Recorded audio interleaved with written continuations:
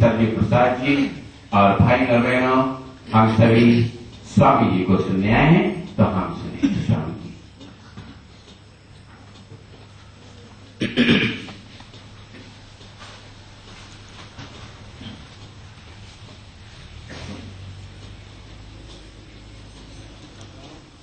अज्ञानतिमिरान्धस्य ज्ञानाञ्जनशलाकया चक्षुरुन्मीलितं येन तस्मै श्रीगुरवे नमः। वञ्चाकल्पतरुभ्यश्च कृपासिन्धुभ्यैव च पतितानां पावनेभ्यो वैष्णवेभ्यो नमो महावदन्नाय कृष्णप्रेमप्रदायते कृष्णाय कृष्णचैतन्यनाम्ने गौरतिशे गुरवे गौरचन्द्राय राधिकायै तदालये कृष्णाय कृष्णभक्ताय तद्भक्ताय।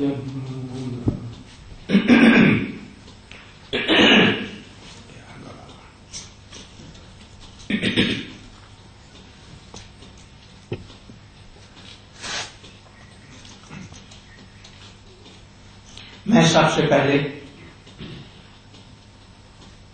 अपने शिष्य गुरु पाद पद्म नित्य लीला प्रविष्टों विष्णुपाद शिष्णु भक्ति प्रज्ञान केशव गोस्वामी महाराज जी के श्री चरण कमलों में अनंत कोटि श्रद्धा पुष्पांजलि ज्ञापन करता हूं।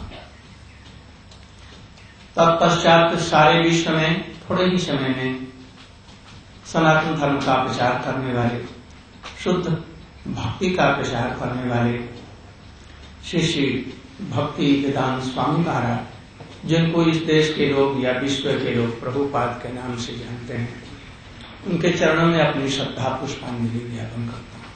तत्पश्चात वैष्णवगण, यहाँ के हिंदू सनातन धर्म मंदिर के, रामलीला मंदिर के सभापति, सदस्यगण, उपस्थित सज्जन बहन, माताएं और बहनें, सबको मैं यथायोग्य अपना अभिनंदन ज्ञापन करता हूं। आप लोग सुन चुके हैं कि मैं भारतवर्ष से पवित्र वृंदावन धाम, मथुरा धाम, जहां भगवान कृष्ण का जन्म हुआ था, मैं आया हूं कुछ संदेशों को लेकर। विश्व में मैं जहां जहां गया, बड़े प्रेम से हमारे प्रवासी भारतीय, जो कि भारत छोड़कर के बहुत दिनों से उन देशों में रह गए हैं, वो प्रवासी भारतीय और वहां के लोगों ने, विदेशी लोगों ने भी बड़े आदर के साथ में उसका श्रवण किया और उसे ग्रहण किया। आप लोगों ने भी सुना, सौभाग्यवस्था मेरा जन्म गंगा के पावन तट पर हुआ, जहां श्री रामचंद्र जी विश्वामित्र के यज्ञ की रक्षा के लिए आए थे। वो रामचरित्र वन वहां पर अभी भी है, राम रेखा घाट वहां है,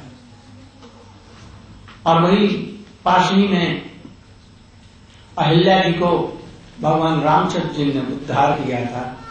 पास ही में नारद ऋषि का स्थान, इसलिए हमारा सौभाग्य तो जरूर है कि वहां पर हमारा जन्म हुआ, और बड़े सौभाग्य से अपने जगत विख्यात गुरु जी का संग मिला।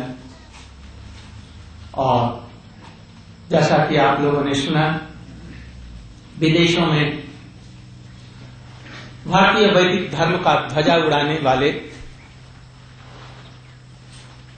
श्रीमद त्रिदंडेश स्वामी भक्ति वेदांत स्वामी महाराज, जिसको प्रभुपाद लोग कहते हैं, 1946-47 से उनका हमारा संग प्राप्त हुआ। उन्होंने संन्यास मेरे आश्रम में ही लिया, एक साथ में बहुत दिनों तक रहे। उनकी सेवा करने का बहुत सुयोग मिला। यद्यपि हम दोनों ने एक ही गुरु से संन्यास लिया, किंतु उम्र में, ज्ञान में बहुत हमसे बड़े थे।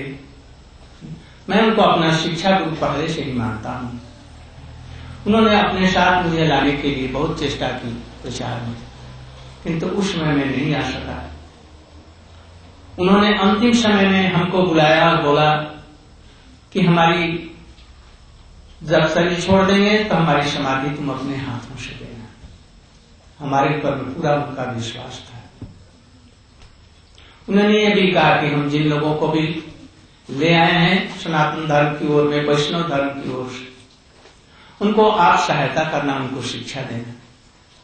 मैंने उनका आदेश शील कर लिया। इसीलिए विश्व में जहां जहां उन्होंने प्रचार किया था, जहां पर उनका प्रचार शिथिल हो गया, लोग उसको समझ नहीं सके, उसका उल्टा अर्थ समझने लगे, इन लोगों ने उल्टा प्रचार भी करना आरंभ कर दिया। हमारे सनातन धर्म का अनादर भी करना आरंभ कर दिया उनके पश्चात। हमारे देवता देवियों और सनातन धर्म में जो जिस प्रकार से सबका आदर है, नहीं कर सके। इसलिए बहुत से लोग इनके विरोधी हो गए। बहुत से लोग इस कौम को छोड़ करके चले भी गए। बहुत से लोग हमारे साथ में जिन लोगों को देख रहे हैं, उनसे उनकी श्रद्धा नष्ट हो गई और इसलिए हमारे साथ में आए और उन लोगों ने हमको देश विदेश में बुलाना आरंभ किया। मैं समझता हूं यही कि स्वामी जी ने जो पौधे लगाए अब मुरझा रहे थे, मैं उनको पानी सीखने के लिए, उन्हीं के उपदेशों के लिए भारतीय वैदिक सनातन धर्म के पानी उनमें सीखने के लिए शायद उन्होंने मुझे बुलाया और मैं सबक हमारा अपना कोई खास विचार नहीं। हमारा तो विचार वही है जो सनातन धर्म का विचार है, जो वेदों के विचार हैं, उपनिषदों के विचार हैं, जो हमारे श्रीमद् भागवत, गीता, रामायण के विचार हैं, तुलसीदास जी का विचार है, हमारा वही विचार है। मैं तो एक तरह से वो डाकिया हूं, आप लोग शायद डाकिया समझते हो, उस घर है कि नहीं, पोस्टमैन। मैं उनकी बातों को लेकर के आप तक पहुंचाने का यही काम करता हूं। मैं कोई साधक और सिद्ध और महापुरुष नहीं हूं। मैं बस एक छोटा सा तुच्छ व्यक्ति हूं। मेरे अंदर में वो सब कुछ गुण नहीं है। गुण यही है जो उन लोगों का संग किया, उन्हीं की वाणी आप तक लोगों को पहुंचाने का मैं ये कार्य करता हूं। मैं उन लोगों का नौकर हूं। मैं यहां पर सनातन धर्म की कुछ बातें कुछ देने के लिए आया। हमारे भारतवर्ष में जानता हूं कि हमारे यहाँ के राष्ट्रपति और प्रधानमंत्री और दूसरे लोग कथावाचक भी आते हैं देशों देशों में, कुछ पैसों के लिए आते हैं, किंतु हमारा उद्देश्य पैसे के लिए नहीं, इसके लिए नहीं।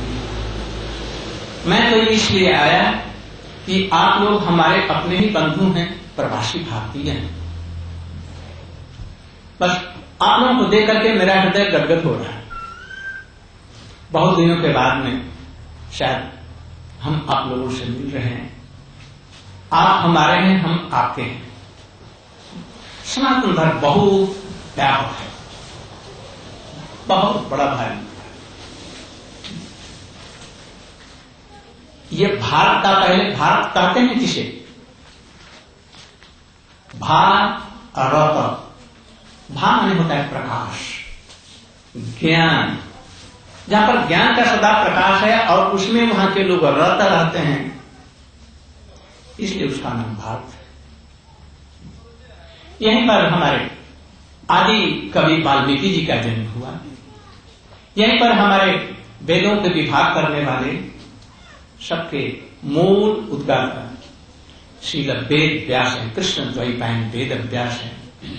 वहीं पर सुखदेव गोस्वामी हुए, नारद गोस्वामी हुए, जिन्होंने विश्व में हमारे वैदिक ज्ञान का प्रकाश दिया। तो हम उसी देश से आ रहे हैं। हो सकता है कि बहुत दिनों से आप लोग देश से बिछोड़ करके सनातन धर्म के संबंध में कुछ भ्रामक बातें आ गई हों। बस मैं याद दिलाने के लिए आया। किंतु मुझे देख करके यहाँ पर सीताराम जी का मंदिर, शंकर जी का मंदिर देख करके मुझे बहुत खुशी हुई। 7 समुंदर पार यहाँ में आप लोगों ने अभी तक अलग जगाई रखी है। अभी तक सीताराम, लक्ष्मण, राम पंचायत, हनुमान जी, शंकर जी इत्यादि की पूजाएं चल रही हैं और आप लोग इन चीजों को अभी तक संजोए हैं। यह देख करके हमारा हृदय गदगद हो रहा है। मैं ये बतलाना चाहता हूं कि यथार्थ में सनातन धर्म है क्या चीज। यद्यपि सनातन धर्म के बहुत से स्तर हैं,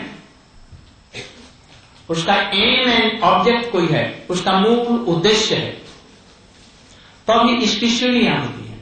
बहुत से लोग ऐसे कहते हैं अजी सनातन धर्म में तो बहुत से देवता देवियों की और बहुत से भगवानों की पूजा होती है और हमारे यहाँ एक अल्लाह खुदा की पूजा होती है, हमारे यहाँ एक ही गॉड की पूजा होती है, दूसरों की पूजा नहीं होती। अनन्य ये लोग नहीं हो सकते। ये तो हजारों समाज में ये बटे हुए हैं। ये इतने देवताओं की पूजा क्यों करते हैं, ये समझ में नहीं आती। समझ में आना जरा कठिन है जब तक कि हमारे हिंदू धर्म की, हमारे सनातन धर्म की बुनियादी बातों को लोग न समझ लें। हमारे यहाँ भी लाखों देवताओं और देवियों की उपासना नहीं है, एक ही की उपासना है। यही समझने का थोड़ा सा अंतर है। हम इसको आगे पीछे से, हम यहाँ पर 4-5 दिन रहेंगे, उसमें धीरे धीरे धीरे इन विषयों को लेते हुए समझाएंगे। बहुत से लोग ये भी कहते हैं कि संसार के किसी भी धर्म में भगवान का कोई रूप और मूर्ति पूजा नहीं है, केवल ये सनातन धर्म पत्थर की पूजा करते हैं, सोने का मूर्ति बनाते हैं, पत्थर की मूर्ति या पीतल की मूर्ति और उसकी पूजा करते हैं, जिसको गजनवी ने कितनी बार, 11 बार न 17 बार उनको मूर्तियों को तोड़ करके चौपट किया है, उस मूर्ति ने क्या रखा। किंतु ये लोग बहुत पूजा करने वाले हैं सनातन धर्म, इसका भी मैं उत्तर दूंगा।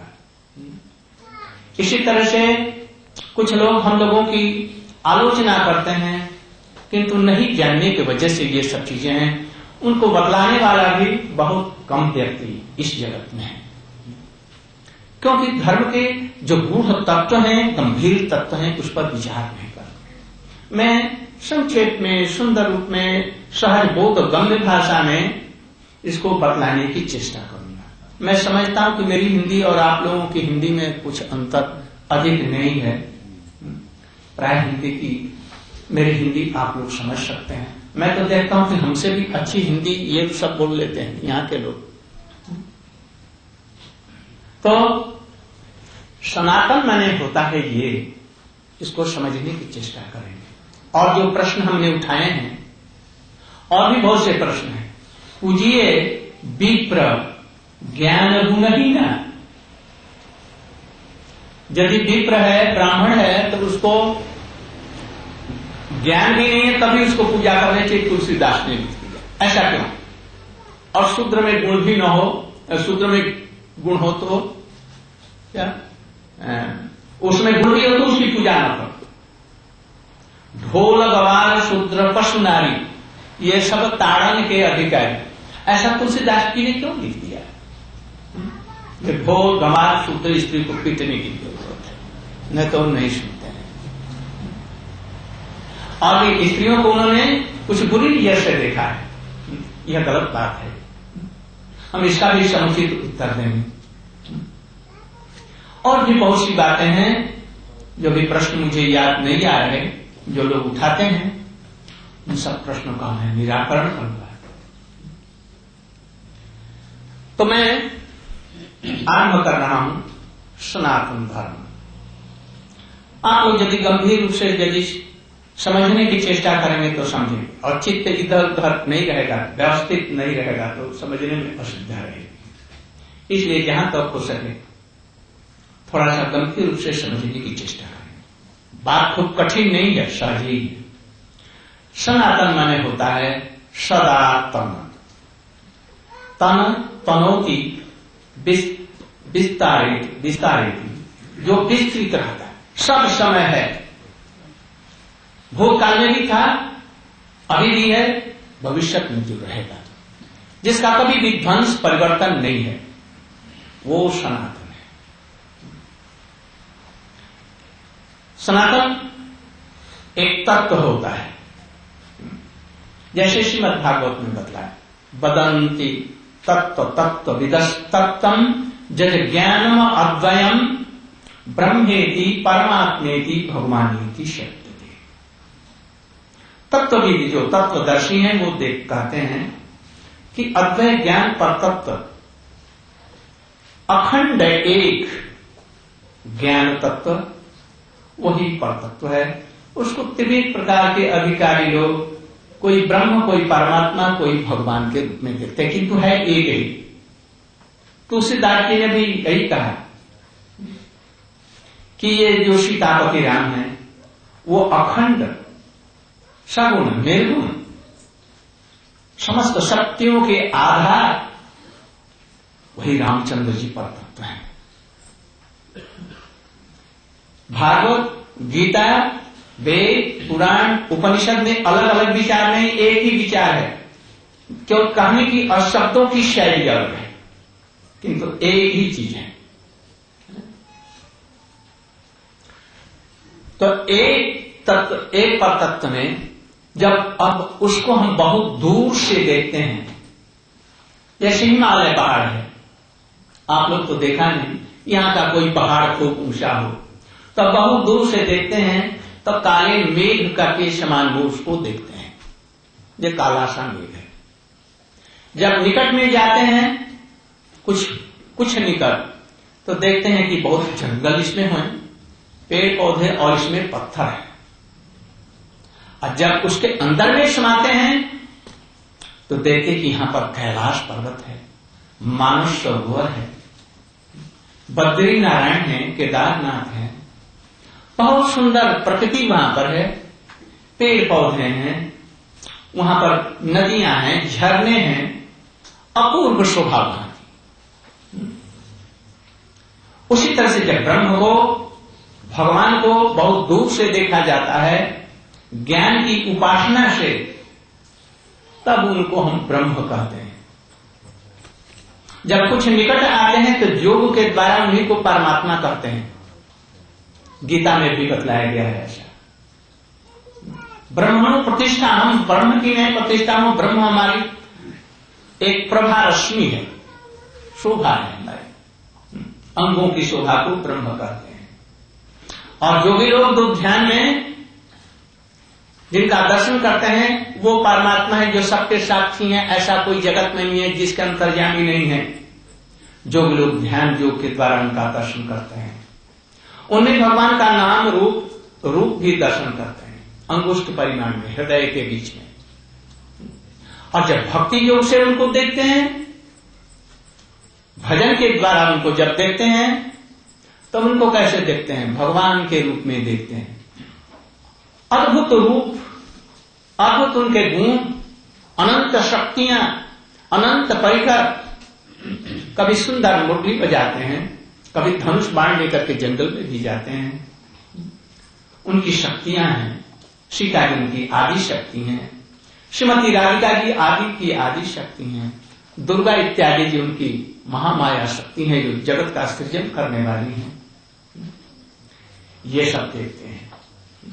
बिना भक्ति नेत्र के भगवान का दर्शन नहीं होता। एक ही चीज की तीन ये प्रतीतियां हैं, अलग अलग नहीं है।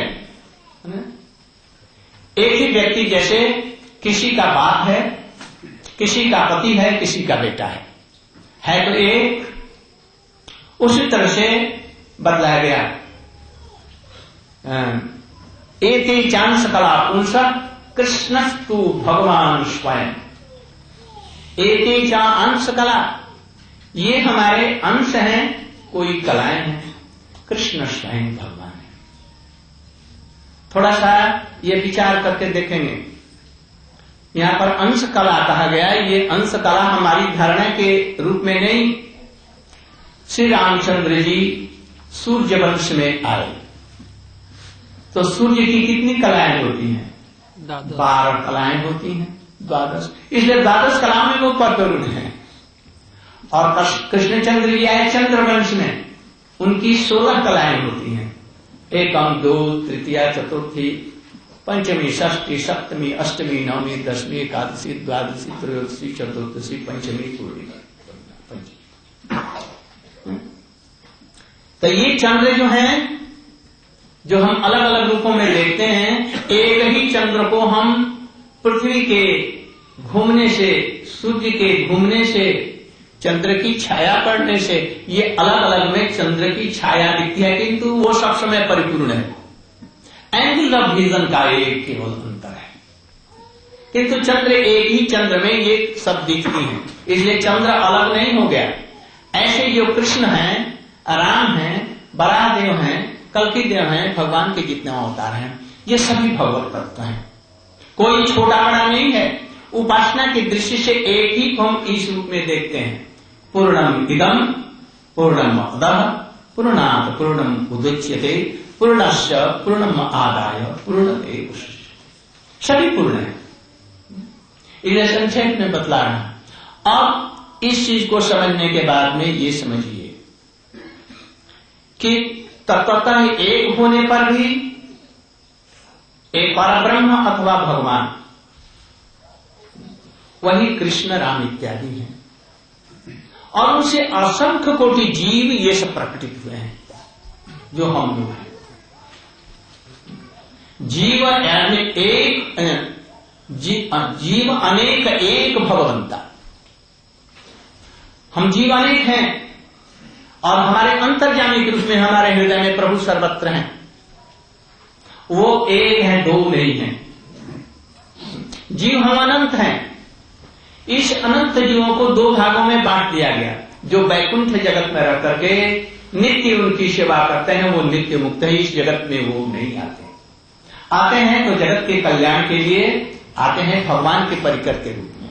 जैसे हनुमान जी इस जगत के व्यक्ति नहीं, शंकर जी इस जगत के नहीं, वो प्रभु के परिकर हैं, प्रभु के साथ में आते हैं और इस जगत में रह करके जगत का कल्याण करते हैं। दूसरे जीव हम लोग हैं जो भगवान को भूले हुए, हम लोग जीव हैं। अब इन दोनों को कड़ियों को जोड़ने वाली जो चीज है, जो उस ब्रह्म पर ब्रह्म भगवान को और इन जीवों को जो कड़ी जोड़ती है, जो भाव जोड़ता है, इसका नाम है सनातन धर्म। दो वस्तुओं को जोड़ने के लिए या तो मिट्टी का गिलावा होना चाहिए या सीमेंट का तरल कोई पदार्थ होना चाहिए जो वस्तुओं को जोड़ दे। इसलिए भक्ति योग कहा गया, जिस योग के द्वारा भगवान को जीव के साथ में जोड़ा जा सकता है, तभी उसका कल्याण। अभी थोड़ा सा हम लोग अलग हो गए हैं।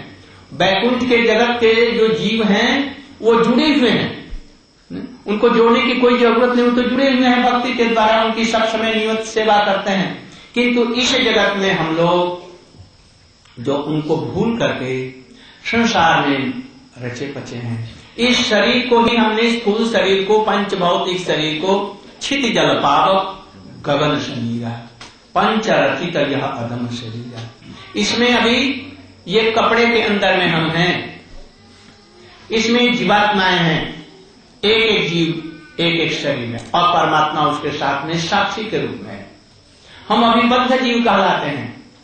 अब बद्ध जीव को भगवान से जोड़ने के लिए जो अभी यहाँ पर साधन भजन किया जाता है वह सनातन धर्म की सीढ़ी है। पहले सनातन धर्म का पूर्ण चीज नहीं है, तो अभी उसको हम मान लेते हैं कि यह भी सनातन धर्म है। क्यों? सनातन धर्म तब होगा जबकि सनातन से सनातन का योग होगा, जब आत्मा के साथ में परमात्मा का जो योग है, जो कि वैकुंठ जगत में ही जुड़ा हुआ है, भगवान की सेवा करते हैं, वहां पर वह जो प्रेम है, वहां पर भक्ति नहीं कहा जाता, उसको प्रेम कहते हैं। उस प्रेम से उनकी सेवा करते हैं, ये सनातन धर्म है। वो प्रेम ही सनातन धर्म। इस प्रेम के द्वारा ही इस जगत में भी जब हम जुड़ते हैं, परस्पर प्रेम के द्वारा ही जुड़ते हैं।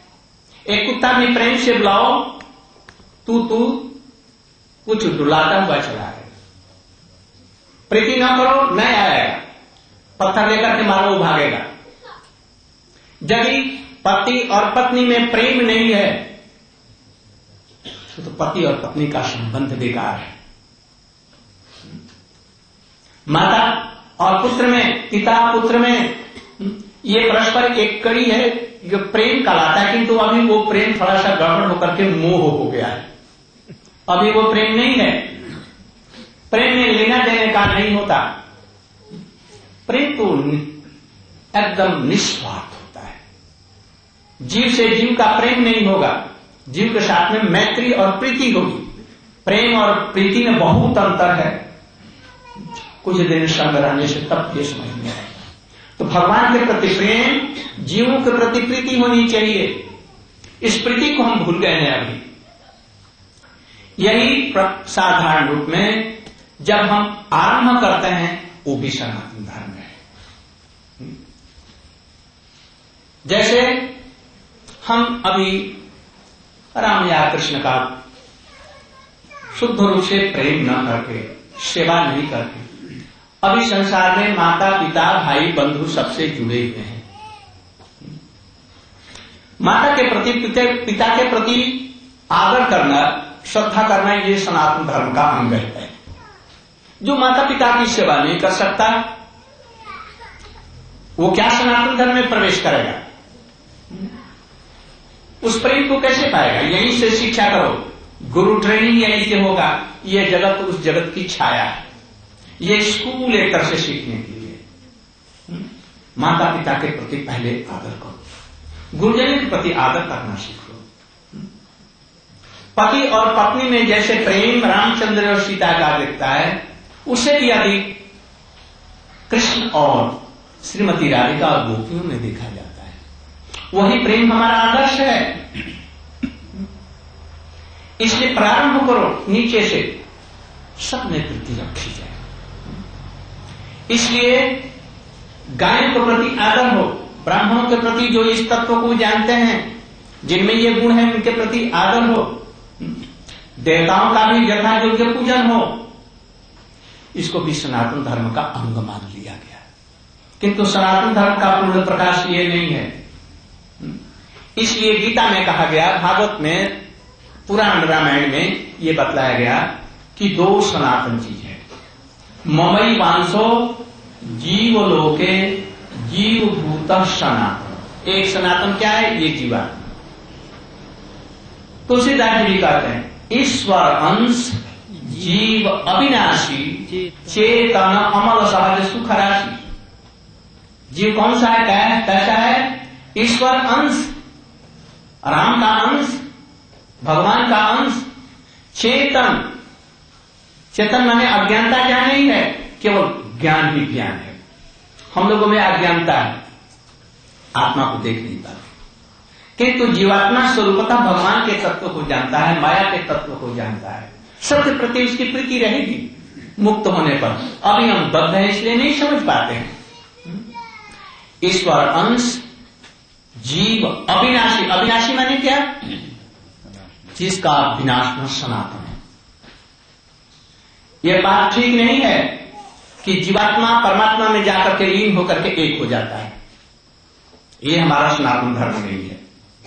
जीव सनातन है, भगवान सनातन है, उनकी सेवा या भक्ति या प्रेम भी सनातन है। ये सनातन धर्म।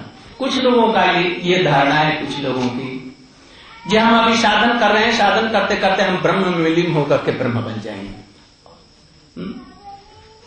हम ब्रह्मास्मि। गलत इसका अर्थ लेते हैं। भगवान ये कहते हैं कि मैं ब्रह्म हूं, तुम कैसे कर सकता?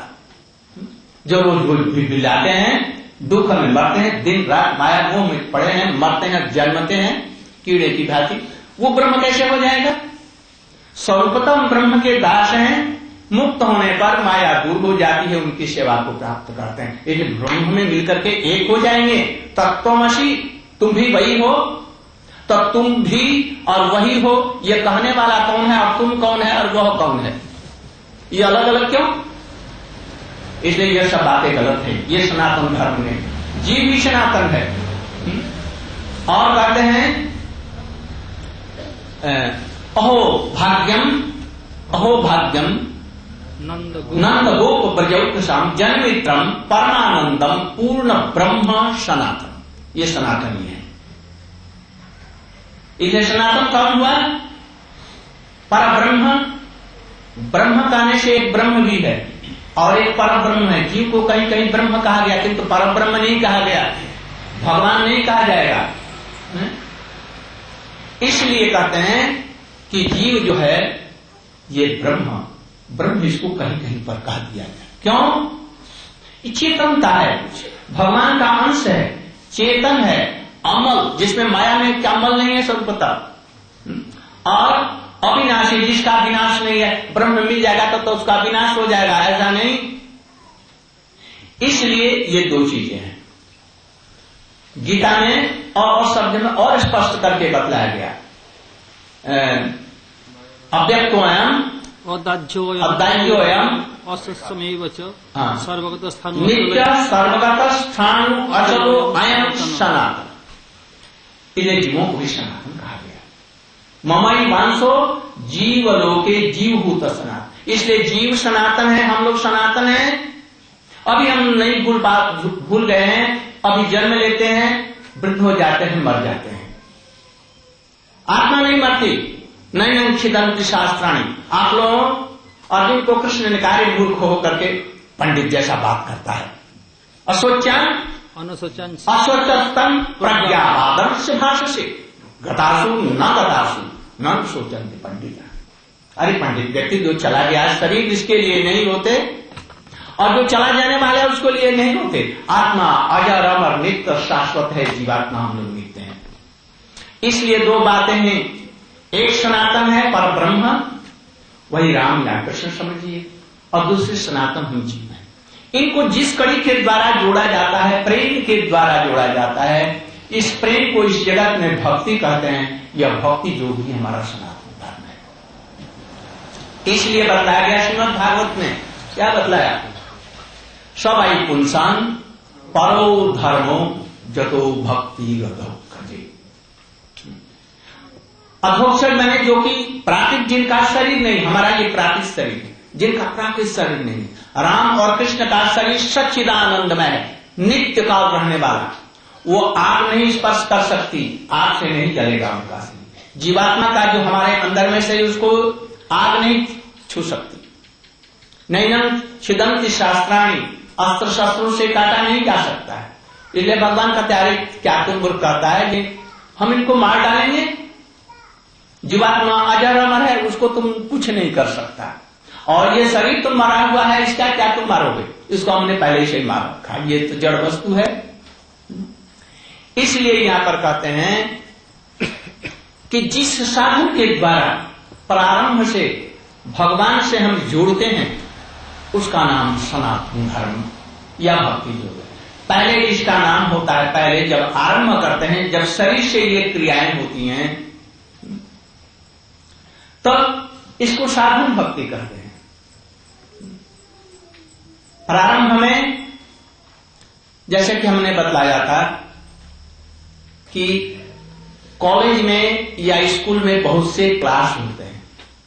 जिस देश में या जिस स्कूल में केवल एक ही क्लास हो, बच्चे नहीं पढ़ सकते।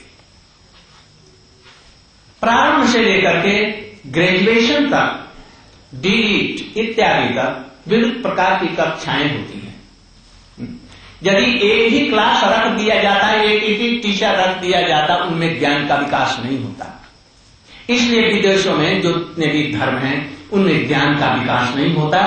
बस लड़ो मारो काटो, बस इसी को धर्म समझ लेते हैं। ये काफिर है, और ये क्या मुस्लिम लोग कहते हैं जी ये काफिर है, जो खुदा नहीं करता या उनके धर्म में नहीं चलता, उसको काफिर समझते हैं। हमारे यहाँ सनातन धर्म यह नहीं है। बहुत तरह के क्लास हैं। कोई राजसिक व्यक्ति है, कोई तामसिक व्यक्ति है, कोई सात्विक व्यक्ति है, कोई इससे भी निर्गुण व्यक्ति है। इसलिए प्रारंभिक अवस्था में देवी देवताओं की पूजा आवश्यक है, नहीं तो नास्तिक बन जाएगा। ये देवी देवता है कौन? ये भगवान की शक्तियां हैं, जो जगत के लिए उन्होंने अपनी शक्ति देकर के संचालित करके जगत की रक्षा के लिए उन्होंने किया है।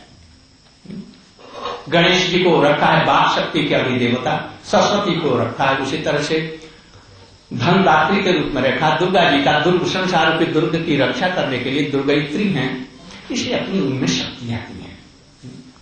इसमें देखिए किंतु एक बात है, रावण ने घड़ी नहीं रखा। रावण शंकर जी की पूजा करता था, 200 शरीर अपना काट करके और हवन कर दिया ना शंकर जी। किंतु हुआ क्या? राम का दुर्ग बन गया। राम जी की सीता जी को हर लिया और 1 लाख पुत्र सवार नाती सभी ध्वंस हो गए। कंस, जरासंध ये शंकर जी की उपासना करते थे, भस्मासुर शंकर जी की उपासना करते थे, किंतु भगवान से द्रोह किया तो उनकी गति क्या हुई? ऐसी दर्शित हुई। इसलिए शंकर जी की उपासना, देवताओं की उपासना करने चाहिए, एक तरीका है। उनको गुरु के रूप में मानो, उनमें जो गुण हैं उनके गुणों के अनुसार उनकी पूजा करो। पर ब्रह्म शंकर जी के भी आराध्य जो राम हैं, इसको बतलाने के लिए मैं संक्षेप में एक इतिहास का वर्णन करूंगा। अभी संक्षेप एक कीर्तन सुंदर सा कर, बहुत सुंदर, जो सभी लोग आ सके। श्री राधा रमण हरि गोविंद जय जय राधा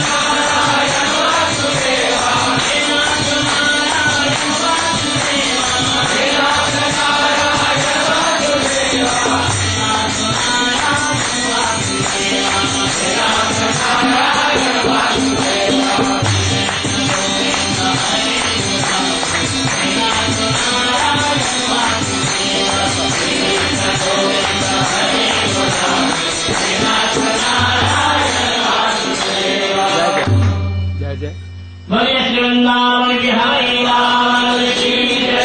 जय जय श्री राधे, जय जय श्री राधे, जय जय श्री राधे।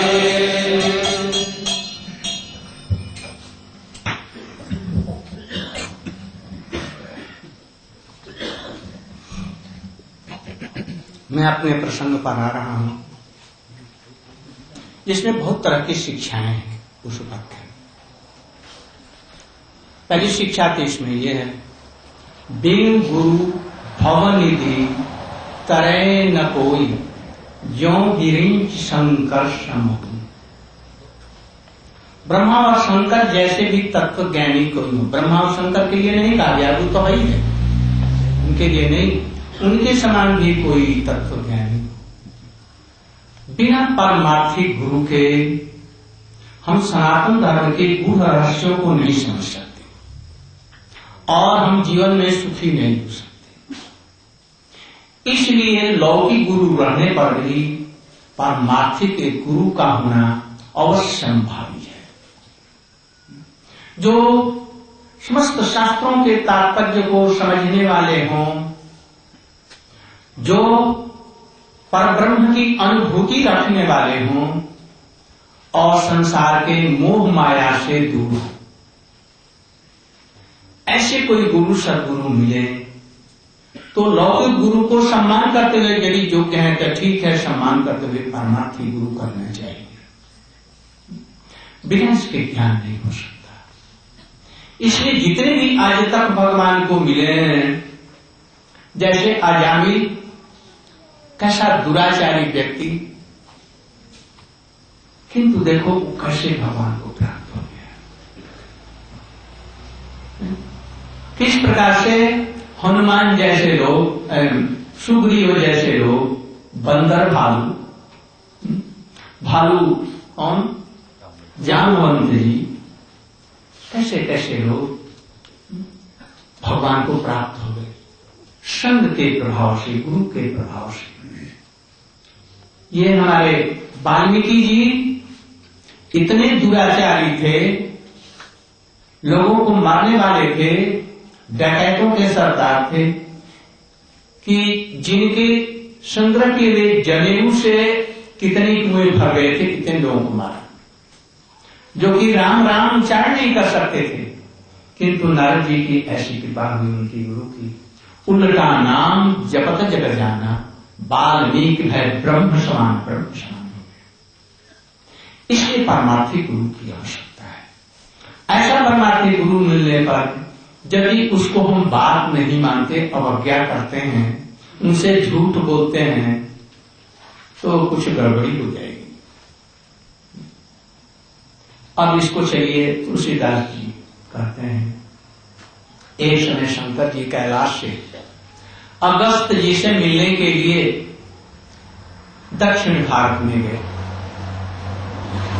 साथ में सती जी थी, उमा जी नहीं, अभी उमा जी का जन्म ही नहीं, उससे बहुत करोड़ों वर्ष पहले लेकर के वहां पर गए। अगस्त ऋषि के आश्रम में राम की बहुत सी कथाएं परस्पर होती रही, कभी राम सुनते, कभी अगस्त जी सुनते परस्पर। कुछ दिन बीत गए, शंकर जी ने कहा अब आदेश करें, अब मैं चलूं अपने कैलाश। तो लौट रहे थे, इतने में रामचंद्र जी त्रेता युग में अवतरित हो चुके थे और अपने पिताजी का वचन पालन करने के लिए वो दंडकारण्य में लक्ष्मण जी के साथ और सती के साथ में, सीता जी के साथ में आए थे, और वहीं पर रामचंद्र जी की सीता जी को रावण ने हरण कर लिया। रामचंद्र जी उस समय में विलाप करके पेड़ों से पूछ रहे हैं, हमारी प्यारी सीता जी को देखा? हिरणों को गले से लगा करके पूछते हैं, तुमने अपने प्रिय सीता जी को देखा? रो रहे हैं, ऐसे मालूम होता है जैसे मुंह में अंधे हो गए हैं। लक्ष्मण जी चुपचाप उनके पीछे चल रहे हैं, बड़े उदास और खिन्न होकर। शंकर जी इसी समय में दंडकारण्य में पहुंचे। रामचंद्र जी को देखते ही उनके गदगद शरीर हो गए पुलक से शरीर भर गया, आनंद से परिप्लुत हो गए और उनको वहीं से साष्टांग प्रणाम किया और बहुत दूर से घूम करके परिक्रमा की। उनको छेड़ा नहीं जिनका लीला में विघ्न हो जाएगी और उनको आप ही सच्चिदानंद स्वयं भगवान है, कैसी अद्भुत आप लीला कर रहे हैं। और उन्होंने मन ही मन में उनको प्रणाम करके साष्टांग प्रणाम करके और लौटे। सती जी ने देखा, सती जी ने विचार किया मन ही मन में, एक जो निर्गुण ब्रह्म है, निराकार ब्रह्म है, जो प्रकृति से अतीत है, व्यापक है सर्वत्र, वो कैसे मनुष्य शरीर धारण करके जगत में आएंगे? तो व्यापक कैसे रह जाए? इसलिए एक एक शरीर में व्यापक होने वाले ये राम नहीं हो सकते। इसको तो मैं जानता हूं, महाराज दशरथ का पुत्र है ये, और स्त्री के वियोग में खिन्न होकर के इसको ये भी पता नहीं कि मेरी सीता जी को कौन ले गया, कैसे ले गया, क्या ले गया, और विलाप करना है। ये कदापि ब्रह्म नहीं हो सकता है।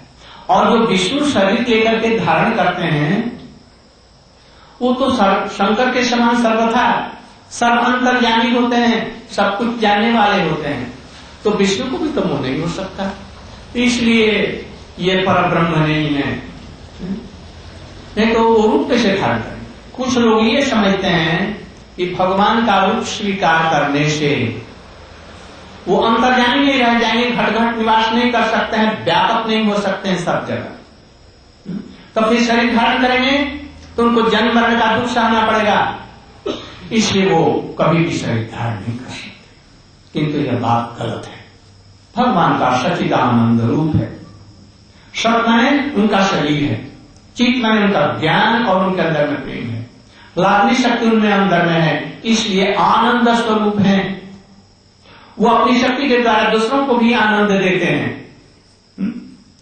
इसलिए उनका सच्चिदानंद शरीर है, उनको देख नहीं पाते। हमारा भी एक सच्चिदानंद शरीर है क्योंकि हम लोग उनके अंश हैं। अभी यह ढका हुआ है ये माया की वजह से, ये शरीर के द्वारा, इसलिए उनका शरीर है।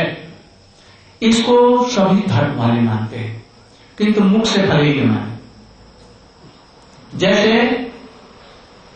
बाइबल में ये लिखा गया, God created man after his own image, लेकिन उनका खुद ही रूप नहीं है, इमेज नहीं है ब्रह्म का, गॉड का। गॉड कौन? GOD, जी जनरेटर, O ऑपरेटर और D डिस्ट्रॉयर। उसी को ब्रह्म कहते हैं, हमारे यहां भी उसी को कहते हैं। तो वो जो ऐसा है उसका रूप वो लोग नहीं मानते, चर्चों में उनका रूप नहीं रखते, किंतु देखो उनके खुद बाइबल में लिखा, God created man after his own image. यदि उनको खुद ही रूप नहीं है तो ये रूप कहां से दे सकते थे? इसलिए अपने रूप के अनुसार में उन्होंने पैदा किया मनुष्य को। दूसरी बात, हमारे कृष्ण का नाम कृष्ण है, हमारे उड़ीसा में उनको कृष्ण कहते हैं, कोई भी बात नहीं, एक ही है। और उसको लैटिन भाषा में क्रिस्टस कहा गया है, क्रिस्टस उनको कहा गया, और वो क्रिस्टस से हो गए क्राइस्ट। और ये क्राइस्ट हुए कौन है कौन? ये कृष्ण है, इसलिए क्राइस्ट के बेटे जेसस हैं। तो किसके बेटे हुए? कृष्ण के भगवान हुए। ये सब जुड़े हुए हैं, लोग समझते नहीं इन चीजों को। नहीं तो फिर कृष्ण के बेटे कैसे होते? वो क्राइस्ट के बेटे ये कैसे होते? इसलिए जब बेटे हैं तो बेटे का रूप बाप के समान होता है। बेटा का यदि है मनुष्य का शरीर तो उसका बाप भालू हो जाएगा, न सर्प होगा, आपकी निराकार ब्रह्म हो जाएगा। तो बेटा तो वैसा ही हो जैसा बाप है, बाप को रूप ही नहीं, बाप है सुअर, तब बेटा हो जाएगा मनुष्य। ऐसा नहीं होता। इसलिए उनका बेटा यदि जेसस है मनुष्य तो उसका बाप जो कृष्ण है उसका रूप नहीं होगा क्राइस्ट का।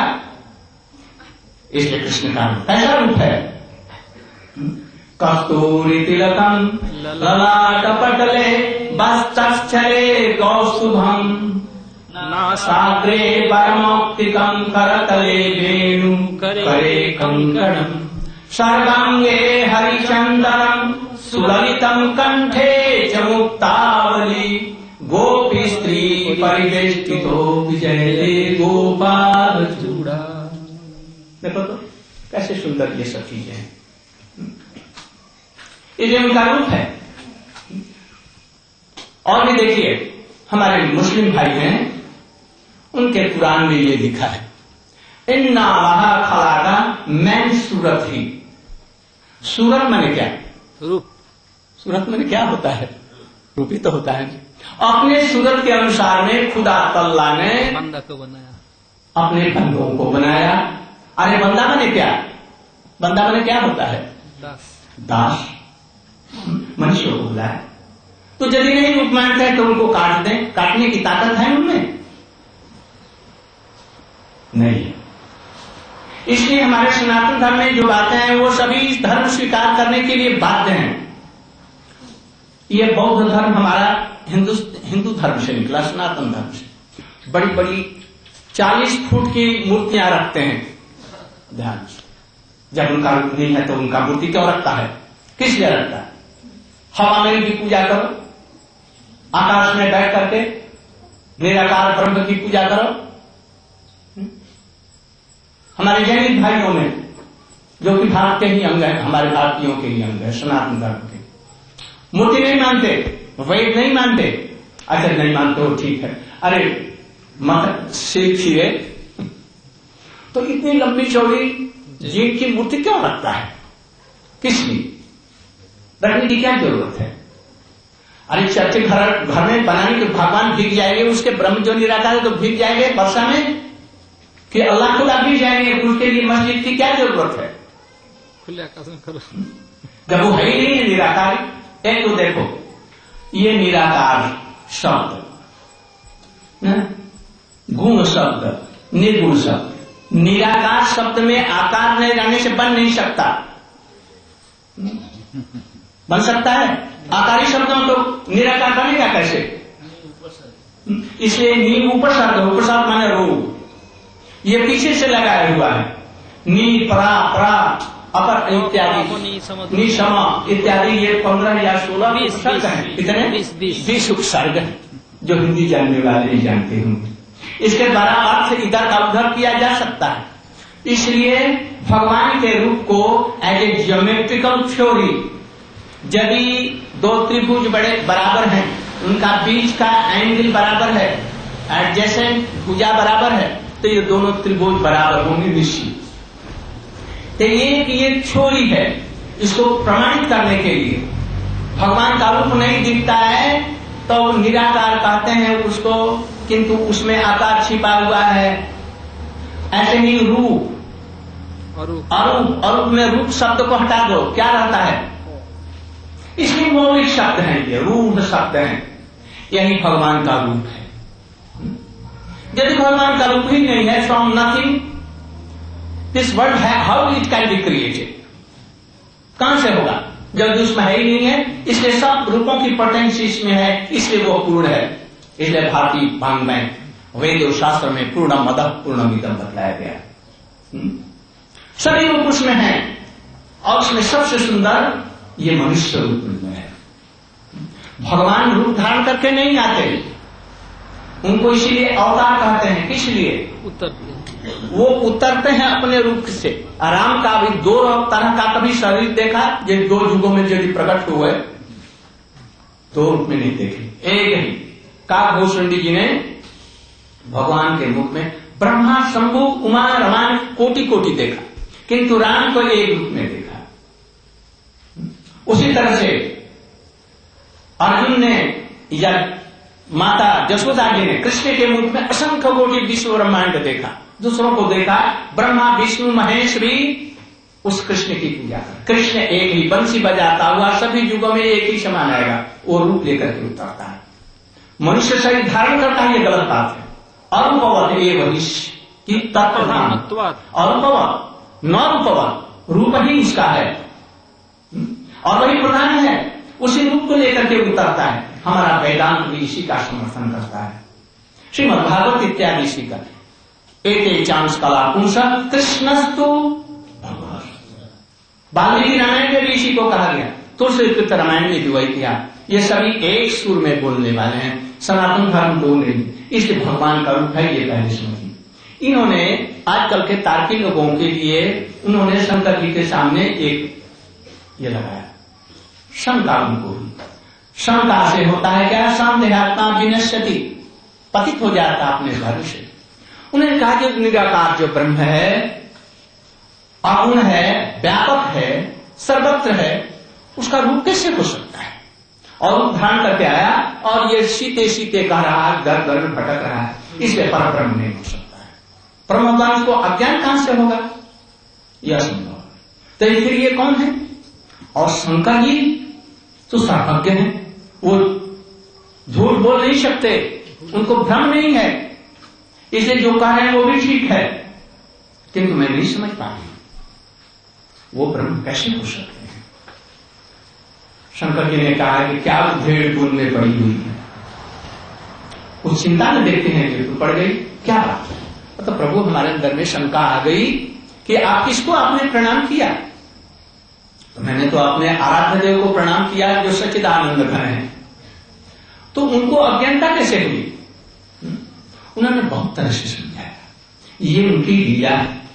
ब्रह्मा और मैं तब भी मुग्ध हो जाता हूं कि उनको समझ नहीं पाता, इसलिए तुम संदेह छोड़ो और मेरी बात कहता हूं सम्मान करके उनको भी तुम भी ऐसे ही प्रणाम करो। उनकी कृपा से तुम उनको जान सकते। से जाने जब देव जनाए, जिसको वो जना देते हैं वो वही जान सकता है और फिर उन्हीं का बन जाता है। से जाने जब देव जनाए, जानत तुम्हें। किंतु यहाँ पर बहुत से लोग गलत अर्थ करते हैं, जानत तुम ही हो जाते हैं, ऐसा नहीं। तुम्हें माने तुम्हारा बन जाता है, तुम्हारा सेवक बन जाता है, वो भगवान राम नहीं बन जाता। बहुत सारे लोग इसका गलत अर्थ करते हैं, सिया राम मैं सब जगह जाए। इसका अर्थ क्या है मैं दूसरे दिन बतलाऊंगा, नहीं तो प्रसंग आज थोड़ा बदल जाएगा। मुझे याद दिलाएंगे, मैं इसका अर्थ बतलाऊंगा जो तुलसीदास जी का जो प्रिय है, हमारे भक्तों का जो प्रिय है, हमारे शास्त्र के अनुसार में, सनातन धर्म के अनुसार में जो है पीछे बतलाऊं। बहुत से लोग हम समझते हैं कि 99% लोग इसमें भूल करते हैं, सिया राम मैं जो लिखा है। तो सती जी को जब ये हुआ बहुत समझाया, नहीं मानी। कहते तो परीक्षा ले लो, हाथ में हाथ में आप आरसी क्या आरसी क्या हाथ में कंगन में आरसी में अर्थात दर्पण में ये देखने की जरूरत है। हाथ में देख लो, देखो यहाँ पर है, तुम परीक्षा कर लो। मैं यही पर वृक्ष के नीचे में थोड़ी समय के लिए मैं बैठ जाती हूँ। बैठ गए और भगवान का नाम चिंतन। ओह इसका दुर्भाग्य है, हमारे साथ बहुत दिन रही, बहुत दिन कथा सुनी, किंतु भगवान के संबंध में इसकी भ्रांत धारणा कैसे हो गई? हमारे बातों में भी इसको अविश्वास हुआ। मैंने चेष्टा की, नहीं समझी। जो भगवान का इच्छा हो गई, कोई है सोई जो राम और रची रहा था को पर तर्क बढ़ा विशाखा, जो होना है होगा, मैं क्या करूं? मैंने समझाने की चेष्टा की। आप अपने बेटे को समझाने के लिए चेष्टा करता है, नहीं मानता है तो क्या करेंगे? क्या करेंगे? छोड़ दें, जाओ। उसी तरह से उन्होंने छोड़ दिया। उन्होंने देखा जिसे क्या परीक्षा लो, ठीक है यह राम सीता जी के विमोह में है, इसलिए सीता जी का ठीक अविकल रूप बनाऊं और ठीक सीता जी का हरण के समय में जैसा रूप था वैसे ही एकदम सुंदर नक्शे सिख तक वैसे ही सीता का रूप बनाया और ठीक रामचंद्र जी के सामने गए। रामचंद्र जी मानो से सीता हार सीते कहते हुए उनको देख करके भी नहीं देखा, दूसरे रास्ते में चले गए इधर उधर। इन्होंने सोचा ये देखे नहीं शायद, वो फिर उनके सामने गए, उधर से उधर, फिर उधर से उधर राम चले गए तो फिर उधर ही गए। तो राम ने देखा इस पर कुछ कृपा करनी चाहिए, कुछ तत्व इनको समझा देना चाहिए। इसलिए झट एकदम सजग होकर के और गंभीर होकर के हाथ जोड़ करके बोले, माता जी आप अकेले यहां पर कहां भटक रही? हमारे सदा शंकर जी किधर चले गए? आप अकेले क्यों घूम रही? अरे ये कैसे जम गया? मैं तो सीता का रूप बनाया हूं और ये हाय सीता कर रहा, और हमको देख करके प्रणाम करके कहता है कि हे सती जी, आप शंकर को छोड़ करके कहा है यहाँ अकेले घूम रही? ये कैसे जान गया? ओ जरूर ये ब्रह्म जान गया। हाथ जोड़ करके प्रणाम किया और आंख खुला तो देखा क्या? अद्भुत देखा कि वहां पर केवल राम रो रहे हैं ऐसा नहीं देखा, वहां पर देखा कि उनके साथ में सीता जी बड़ी सुंदर भव्य रूप में विराज रही हैं और लक्ष्मण जी विराज रहे हैं। और जिधर देखा जहां देखा सर्वत्र ही सीताराम सीताराम सीताराम सर्वत्र देखा। देख करके चकित हो गई, ये क्या है? मुझे और कुछ नहीं दिखाई पड़ता, बस जिधर देखता हूं सीताराम सीताराम सियाराम में भगवान ने दिखला दिया। सीता जी वहां पर सती जी राम नहीं बन गई या सीता जी नहीं बन गई, सर्वत्र राम देख रहे हैं। मैं इसकी व्याख्या अलग से करूंगा सियाराम का। तो आंख भी बंद कर दी और फिर प्रणाम किया। प्रणाम करने के बाद देखते हैं वही हासीते तू कहां गई हमें छोड़कर? हासीते कर। और लक्ष्मण जी खिन्न चित्त होकर के पीछे हाँ भी नहीं कर रहे, राम कुछ भी नहीं कर रहे। वो क्यों? वो जान रहे हैं ये इनकी लीला है। वो भी नर्वत उसी प्रकार से जैसे राम मुग्ध हैं उसी का अनुसरण कर रहे हैं, किंतु ये जान रहे हैं सब कुछ। माया उनके पास में नहीं खड़ सकती है, वो समस्त ज्ञानी के गुरु हैं। थोड़ी देर के बाद में प्रणाम करके और कुछ हृदय में भय डर हुआ और वहां से चली। ये क्या हो गया? और मैं मुझसे क्या कहूंगा शंकर जी से? जब वहां पर गई शंकर जी ने हंसते हुए मुस्कुराते हुए कहा, परीक्षा की वो परब्रह्म है कि नहीं, हमारे आराध्य है कि नहीं? तो उन्होंने कहा, हाथ जोड़ करके प्रणाम करते हुए कहा, नाथ मैं क्या इनका की परीक्षा लूंगा? आप जो कहते हैं वो झूठा नहीं हो सकता। आप देखिए अपने गुरु जी से झूठ बोली, उनके पति भी हैं गुरु भी हैं, झूठ बोलने की जरूरत नहीं थी। कह देती कि मैंने सीता का रूप धारण किया तो शंकर कोई उपाय खोज करके कुछ ऐसा कर देते, किंतु होनी जो थी वही होगी, वही है सोई जो राम रुचिरा का। बस साथ ही साथ में शंकर जी ने देखा, अरे हाय ये तो बड़ा भारी पाप किया, हमारी माता जी का रूप धारण किया और इस रूप से हमारी पत्नी के रूप में वाम भाग में उनको रख करके अब वैसा पति और पत्नी का व्यवहार अब सदा के लिए बंद और सदा के लिए मेरी मैया हो गई। इस शरीर से अब इनका हमारा पति और स्त्री का संबंध नहीं रहेगा। और मन ही मन उन्होंने प्रतिज्ञा की, आज से मेरी ये माता की समान है और पत्नी का संबंध नहीं रहेगा। इतने में फूलों की वर्षा हुई, देवताओं और दैववाणी हुई, और आपके समान दूसरा कौन ऐसा है जो ऐसी प्रतिज्ञा कर सकता है? आप मंगल में हैं। मैंने कहा आपने क्या प्रभु प्रतिज्ञा की? कुछ भी बोले नहीं, चुपचाप रहे। दोनों वहां से आए, राम कथा स्मरण करते हुए राम की कथा करते हुए चले आए और वहां आकर के 87,000 वर्ष के लिए समाधिस्थ हो गए। और उनको बाएं तरफ में जगह नहीं दिया, सामने तरफ में आसन दिया, जैसे मैया को सामने बैठाते हैं। 27,000 बीतने पर अब उनको भूलवा जहाज है, अब इस शरीर से पति का संबंध शंकर से नहीं रहेगा, मैं इनकी सेवा नहीं कर सकती, हमारी सेवा को ग्रहण नहीं करेंगे, इसलिए ये शरीर को रखने से अब लाभ नहीं। और इतने में हुआ थोड़ी देर बाद में 87,000 वर्ष के बाद में शंकर जी की जब समाधि खुली उस समय दक्ष प्रजापति हुआ, और दक्ष प्रजापति उस समय था, उसने इस शंकर जी से कुछ विरोध कर दिया अज्ञानता के वजह से। अपने को समझा कि मैं बहुत एक प्रतिष्ठित व्यक्ति हूँ, शंकर जी हमारे दामाद हैं, हमारे बेटे हैं, वो भी हमारे प्रणाम करेंगे, चरण छुएंगे। वो नहीं समझता कि ये सब समय भगवान परब्रह्म को प्रणाम करते हैं, वो भी इनके प्रणम में है शंकर जी, नहीं समझा। साधारण जामाता समझा, दामाद समझा। सीता सती जी ने कहा, बड़ी दुखी थी, मेरे पिताजी के यहाँ यज्ञ हो रहा है, कृपा करके आदेश दीजिए मैं जाऊं। मैंने कहा जी जा सकती हो, किंतु एक बात है, पिता के यहाँ, मित्र के यहाँ, गुरु के यहाँ, मातुलालय में, मामा के यहाँ बिना निमंत्रण में हम जा सकते हैं, किंतु जहां पर विरोध है मत जाओ, मत जाओ, खबरदार। इसलिए वो हमसे विरोध मानता है, अपमान कर देगा, इसलिए बच जाओ। उन्होंने देखा कि अब क्या होना है, जब इस शरीर से हमको शंकर जी के पास ही यदि पति पत्नी रूप में नहीं है तो शरीर की जरूरत नहीं, जो होगा वो देखा जाएगा। वो चली, शंकर जी ने नंदीश्वर को भेज दिया, उस पर चढ़ करके वहां गई।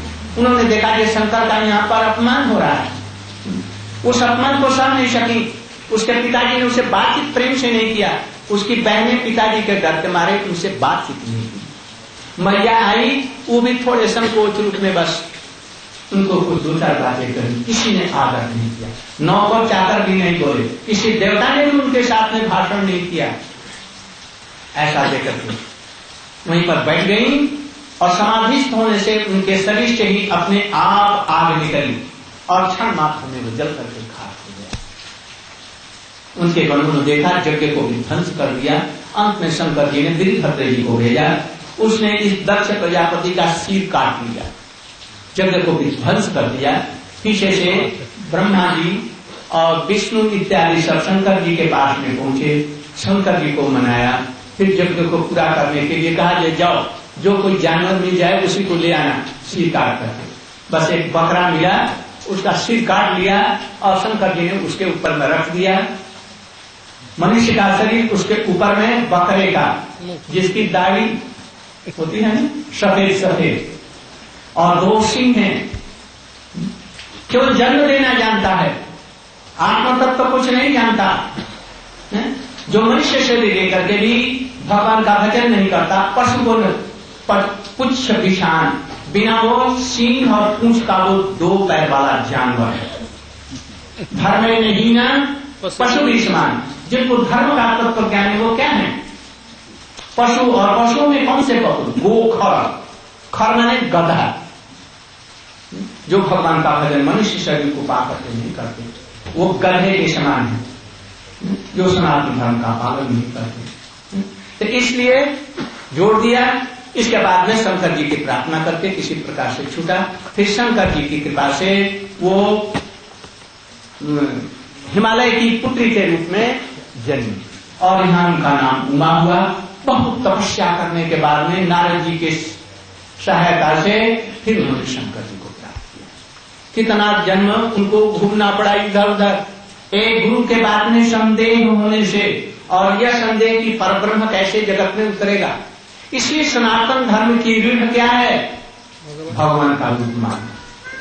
जो भगवान का रूप नहीं मानता, निराकार है, और वो इच्छा अनुसार में पीछे से मनुष्य रूप धारण करते हैं, ये भी गलत है। वही रूप लेकर के आते हैं। हम सभी उसके दास हैं, जीव मात्र उनके सभी दास हैं।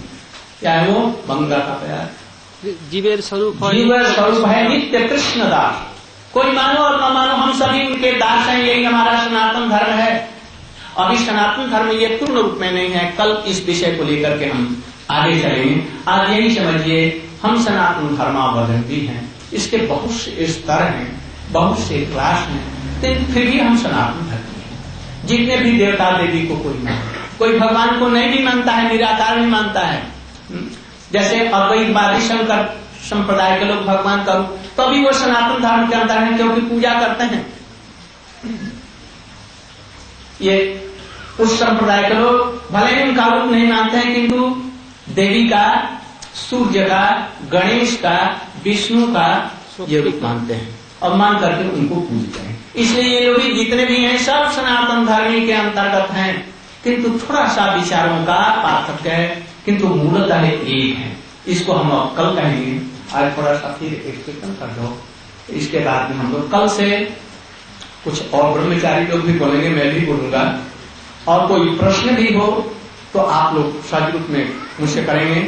कोई जुड़ाव रखने की, हृदय में रखने की जरूरत है। हम लोग तो भाई भाई हैं। कोई भी प्रश्न हो, धड़ाके से आप लोग प्रश्न करेंगे, मैं उसको मीमांसा करने की चेष्टा करूंगा।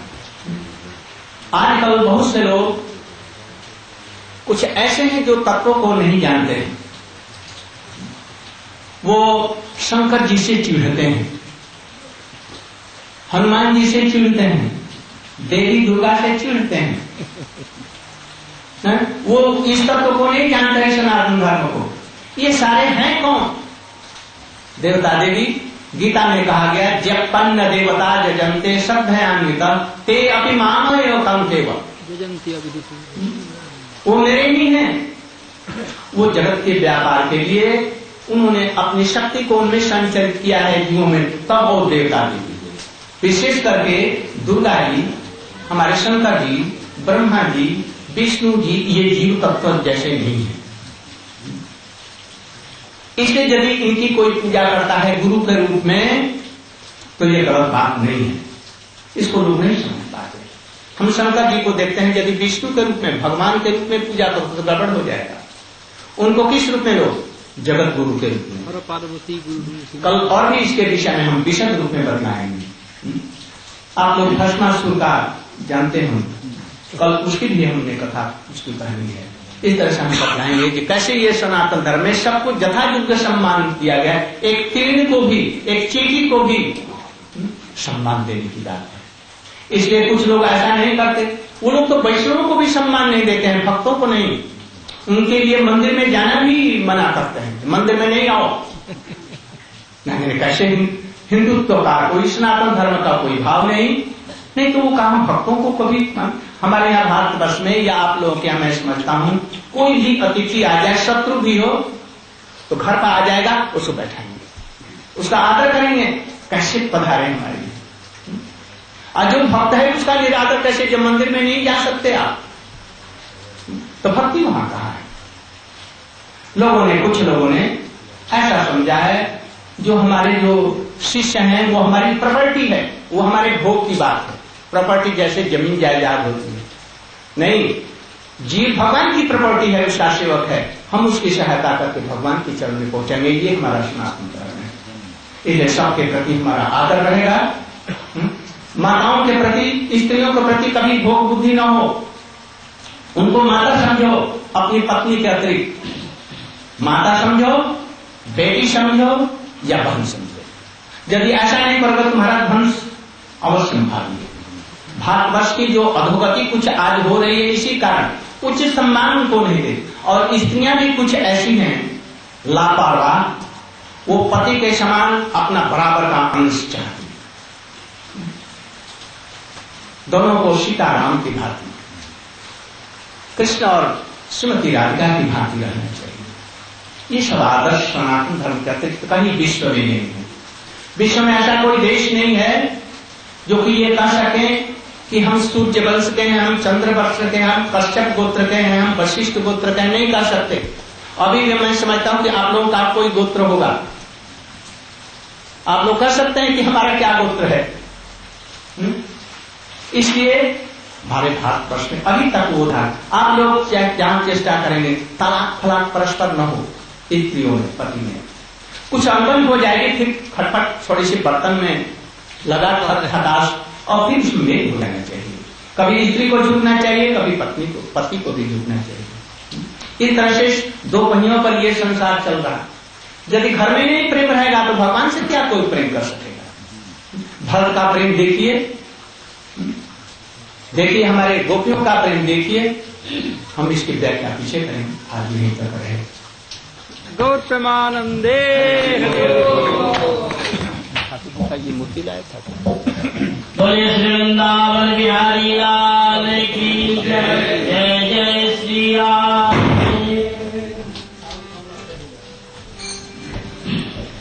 कन्हैया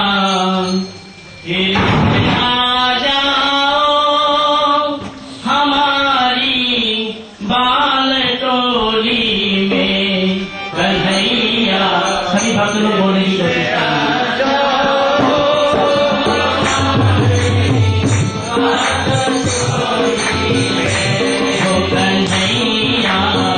फिर से आ जाओ हमारी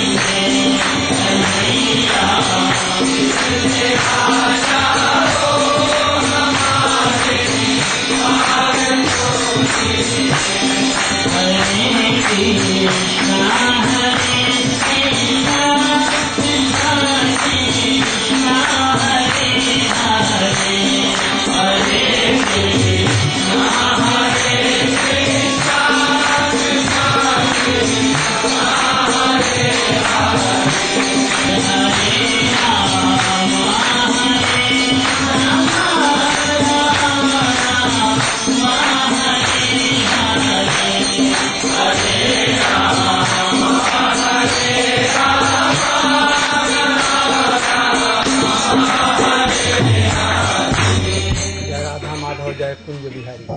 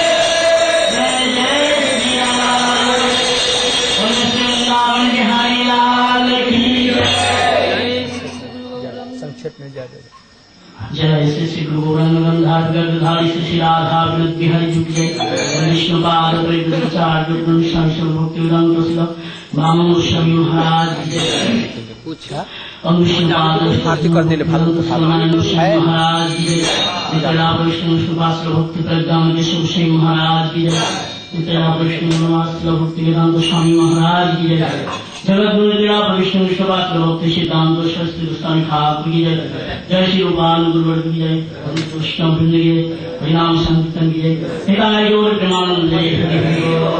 आप लोग सब नीचे चल करके आरती दी आते धर जय जय राधा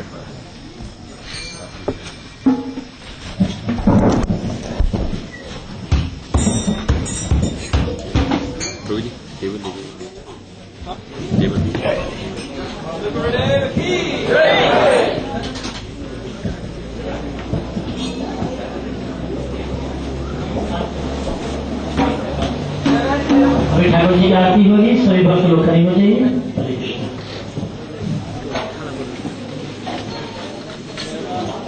जय जय राधा कृष्ण युगल मिलन, जय जय राधा कृष्ण जय जय राधा कृष्ण युगल मिलन, जय जय आरती करे ललिता सखी गान, आरती करे ललिता हरे नमः हरे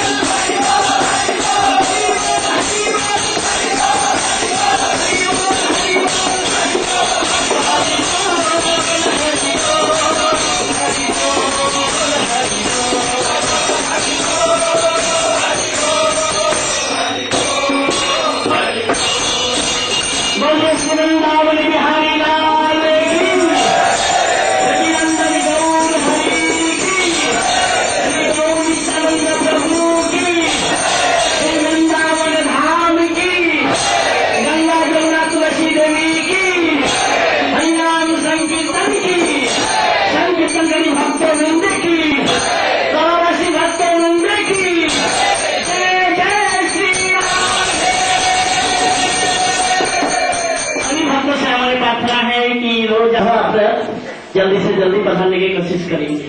हरे कृष्णा, आप सब लोगों से प्रार्थना है कि बुक स्टॉल आपके बाएं हाथ पे इधर लगा है, आप भले ही ना खरीदिए लेकिन एक बार उनके विषय वस्तु का जरूर अवलोकन कीजिए। बहुत ही सुंदर सुंदर ग्रंथ हैं जो हमारे गुरु जी द्वारा लिखे गए और आसान है समझने के लिए। हरे Krishna. Srila. Oh, no, that's not. No, there's two classes. So good, just follow the path of the previous Maharajas or the previous spiritual authorities. No need to make up any new paths, because many Indians have left this path for Sanatana Dharma, for newer and even newer paths. Many speakers come, but they're speaking, but they just want this pranami, this money for speaking.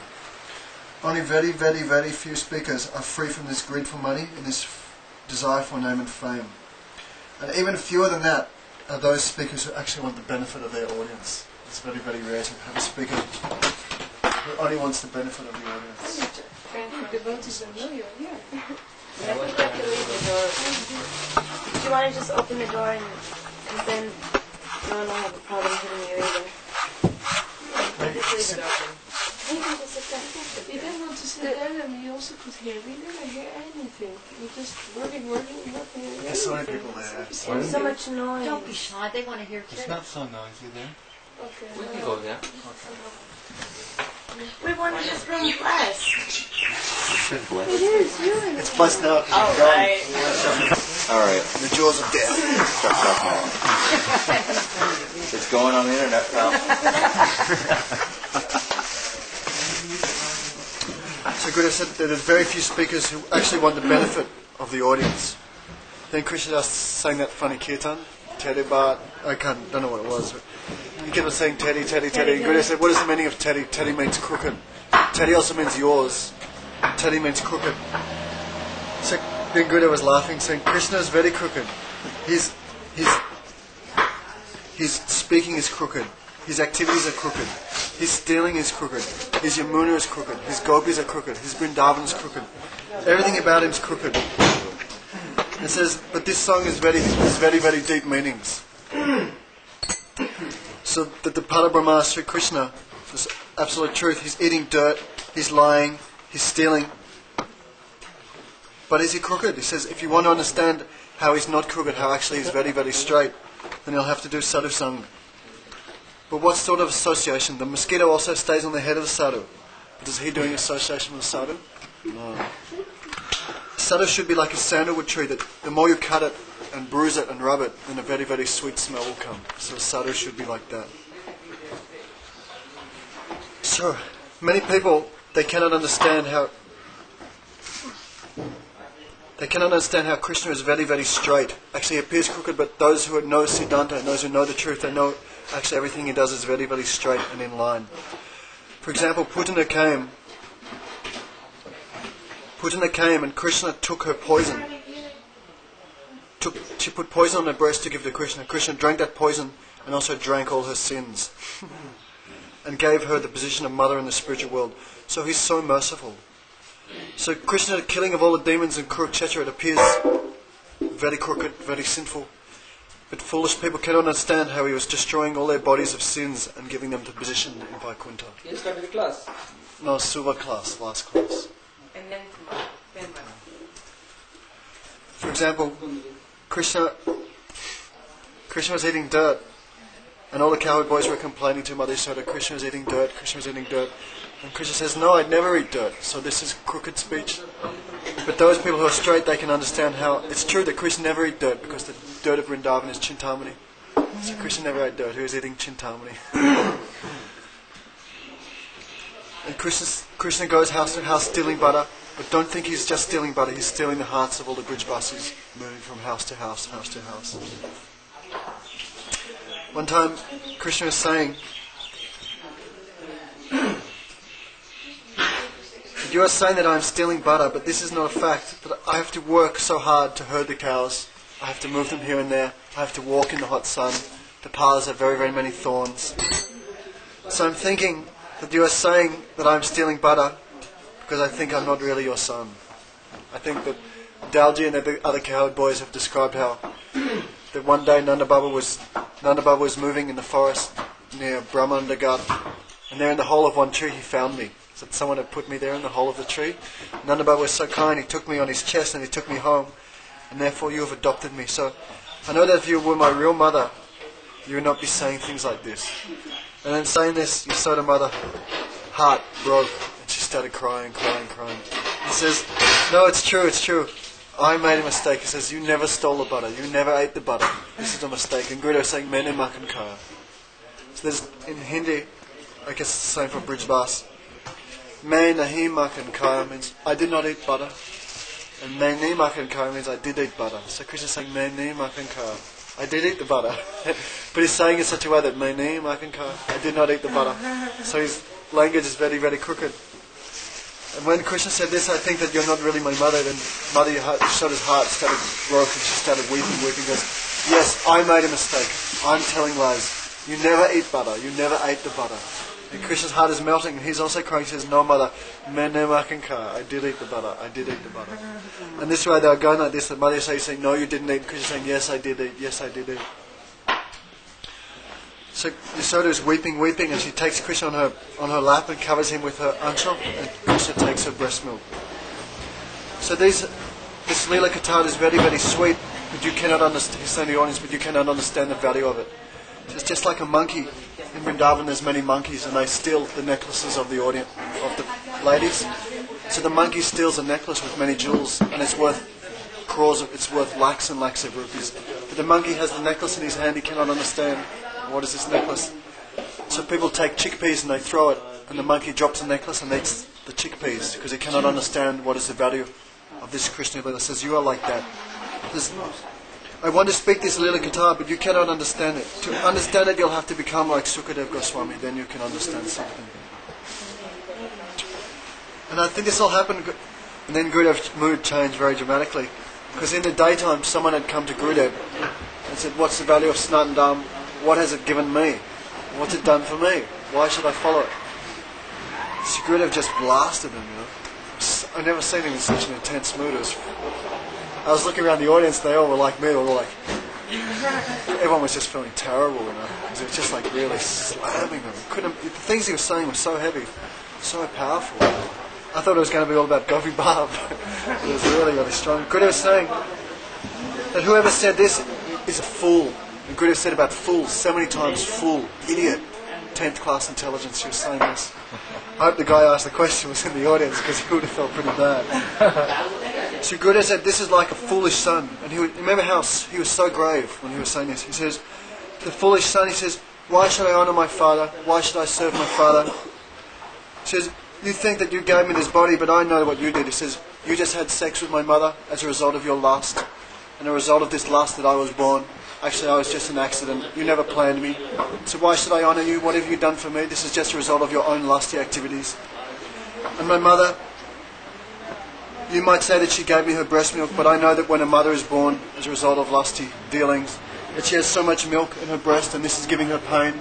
So she has to give this milk to the baby to ease her own pain. So don't, like Gurudeva was speaking like this. It says, but what sort of person can say such things? He says, only an atheist, only an ungrateful fool, you know. Only those lowest class of people will say such things, but you are saying the same thing.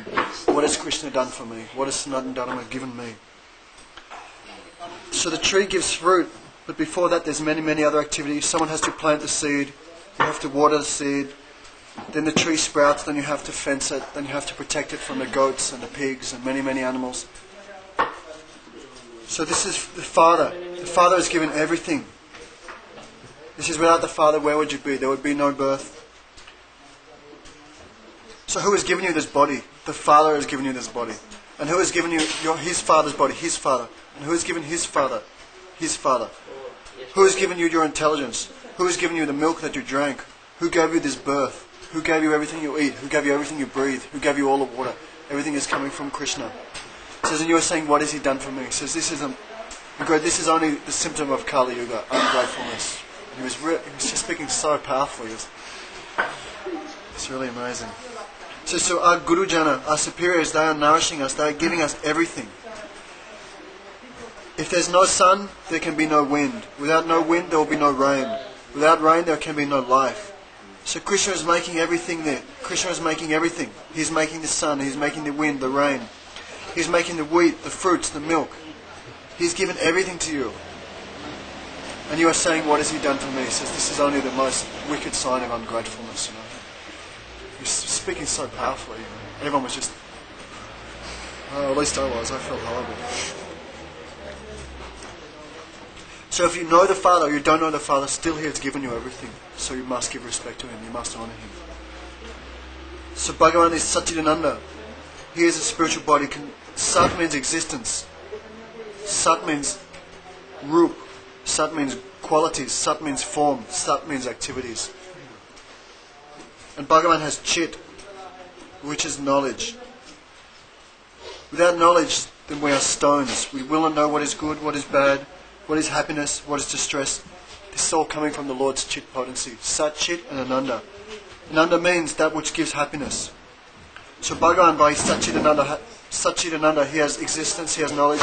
And Ananda means He gives pleasure to His devotees. Satchidananda. Without this Ananda, nobody can live. Without this Prem, nobody can be happy. A dog, if you call it, if you give the dog food but you do not give it love, that dog will go. If you have a daughter, you might give her all facilities, but if you don't give her affection, she will go. So all jivas want this love. And And this is only coming from Bhagavan. So the Bhagavan is whole and the jiva is part. So the part can never become the whole. The son can never become the father. The jiva can never become God. This is complete foolishness. The jiva is never Brahma. The jiva is always a part. The jiva cannot create anything. What can you create? You cannot do anything by yourself. When the Veda says Aham Brahmasmi, it says this is not you speaking, this is Krishna speaking. Aham Brahmasmi. Krishna says I am Brahma, but you cannot say. Only Krishna can say. So Bhagavan has an eternal form. So you also have an eternal form. This is your soul.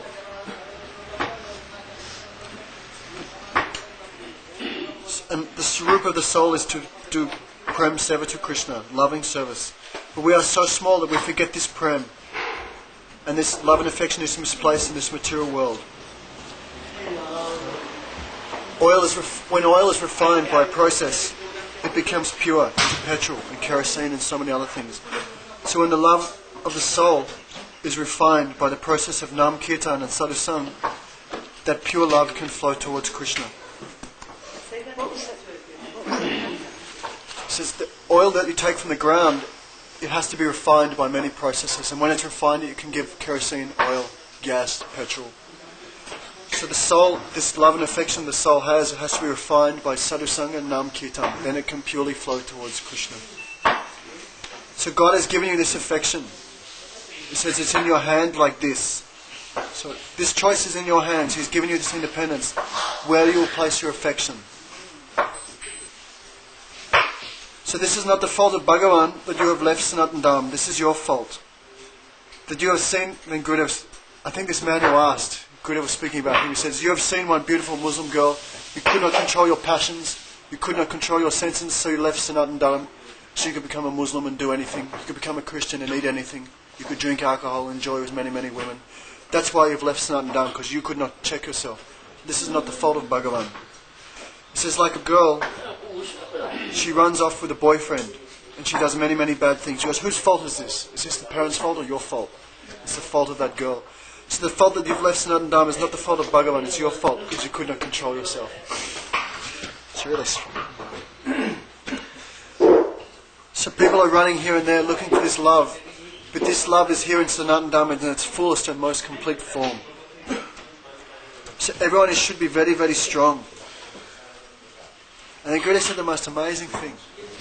He says, I'm trying to give you my realizations. He says, but I have done a whole lifetime of Guru Seva and a whole lifetime of Nam Kirtan. He says, how can I explain what I've done to you? How will you explain it? He says, how can I speak my realizations to you? I cannot. It's impossible. He says, you'll have to do it yourself. You'll have to do sadhana. You'll have to do practice yourself. Then you'll understand all these things. That was amazing. He said, I spent my whole life in this line. How will I explain to you what I'm feeling? I cannot. He says, you'll have to do it yourself. Gurudeva said before, someone eats a rasgulla, how can I explain to you the taste? You'll also have to eat the rasgulla, then you'll know. I remember one time in Delhi, I asked Gurudeva, I came back from America and I said, there's two types of devotee, one who does bhajan, one who does preaching. So why is it like this? Why is it like this? And Gurudeva says, are you mad? He says, if there was no taste in preaching, who would do it? He says, such a taste is there, but how will I explain to you what is the taste? I'm eating the rasgulla, how will you understand what I'm experiencing? He says, you'll have to do it yourself. And he said, why are you thinking so many things? He says, just follow the same line as your Gurudeva, Bas. Don't think anything else, just follow his line. That was one thing he says. Srila Subhananda Prabhu, he spoke about Damodar Leela. So do you want to hear that? Or? Yeah.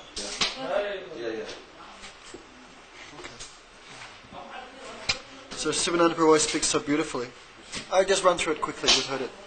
Of course it's always fresh and sweet. You know? So Krishna is Brajabalas.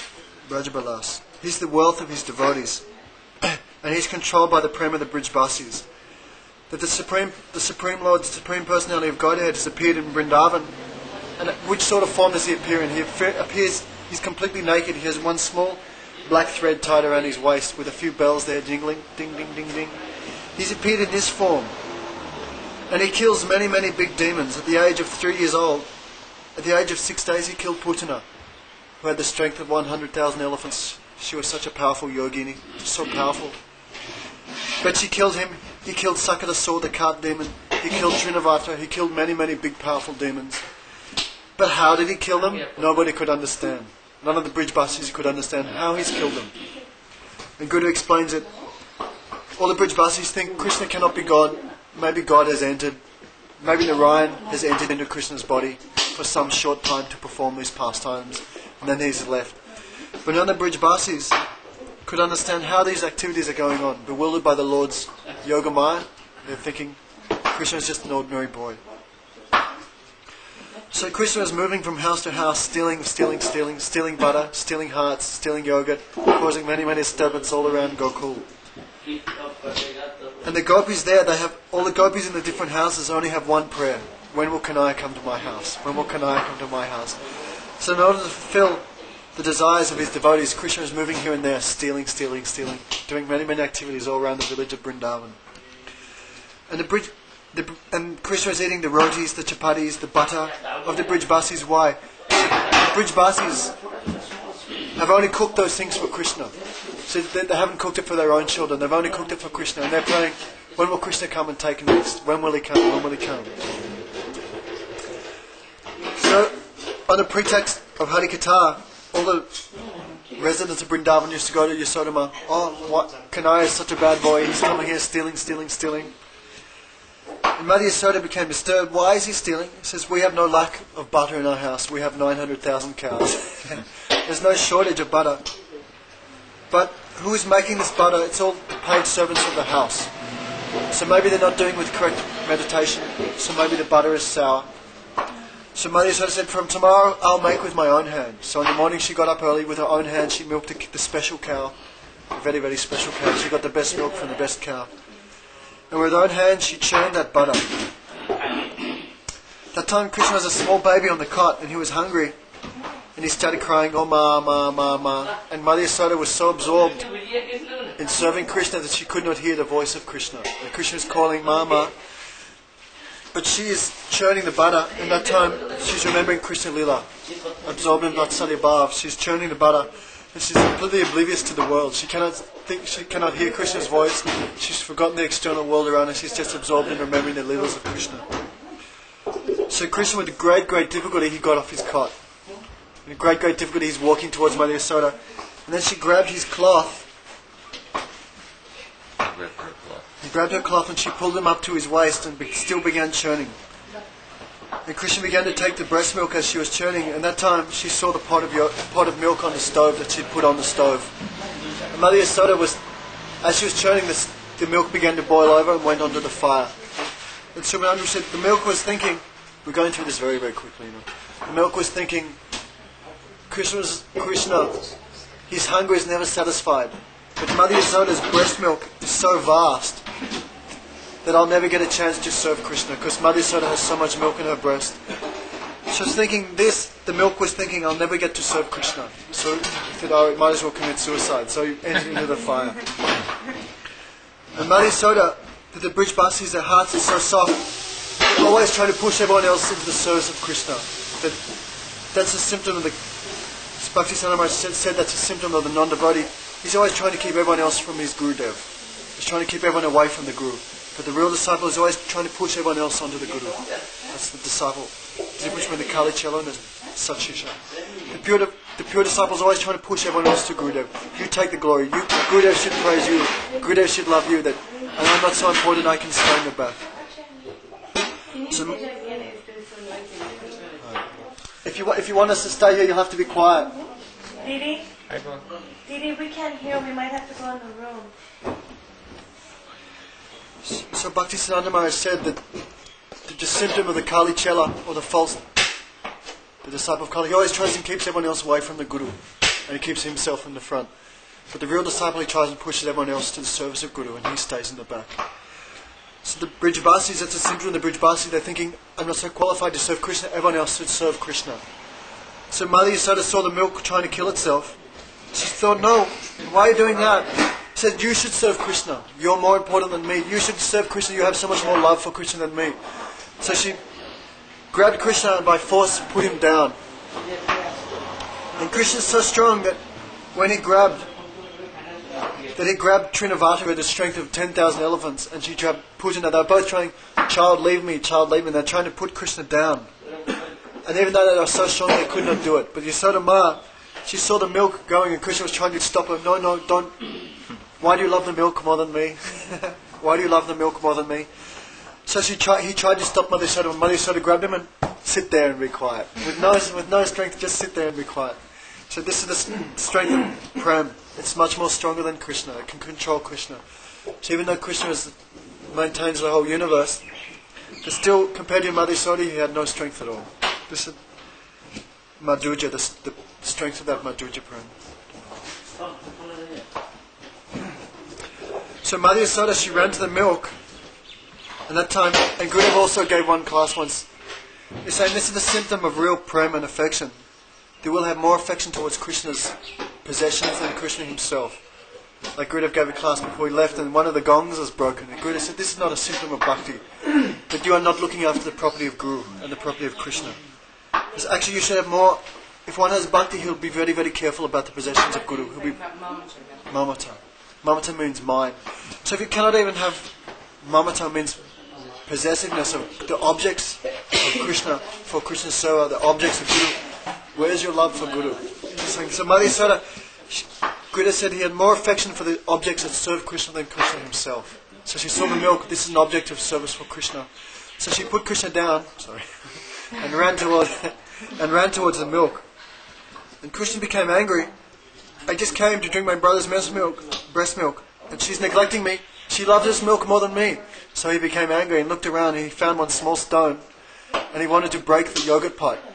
So if you break the yogurt pot at the top, not so much will fall out. So Krishna went right to the bottom and cracked a hole right in the bottom of the yogurt pot. And all, because the butter had been churned, it was very, very thin like buttermilk. And it all flowed out all over the floor.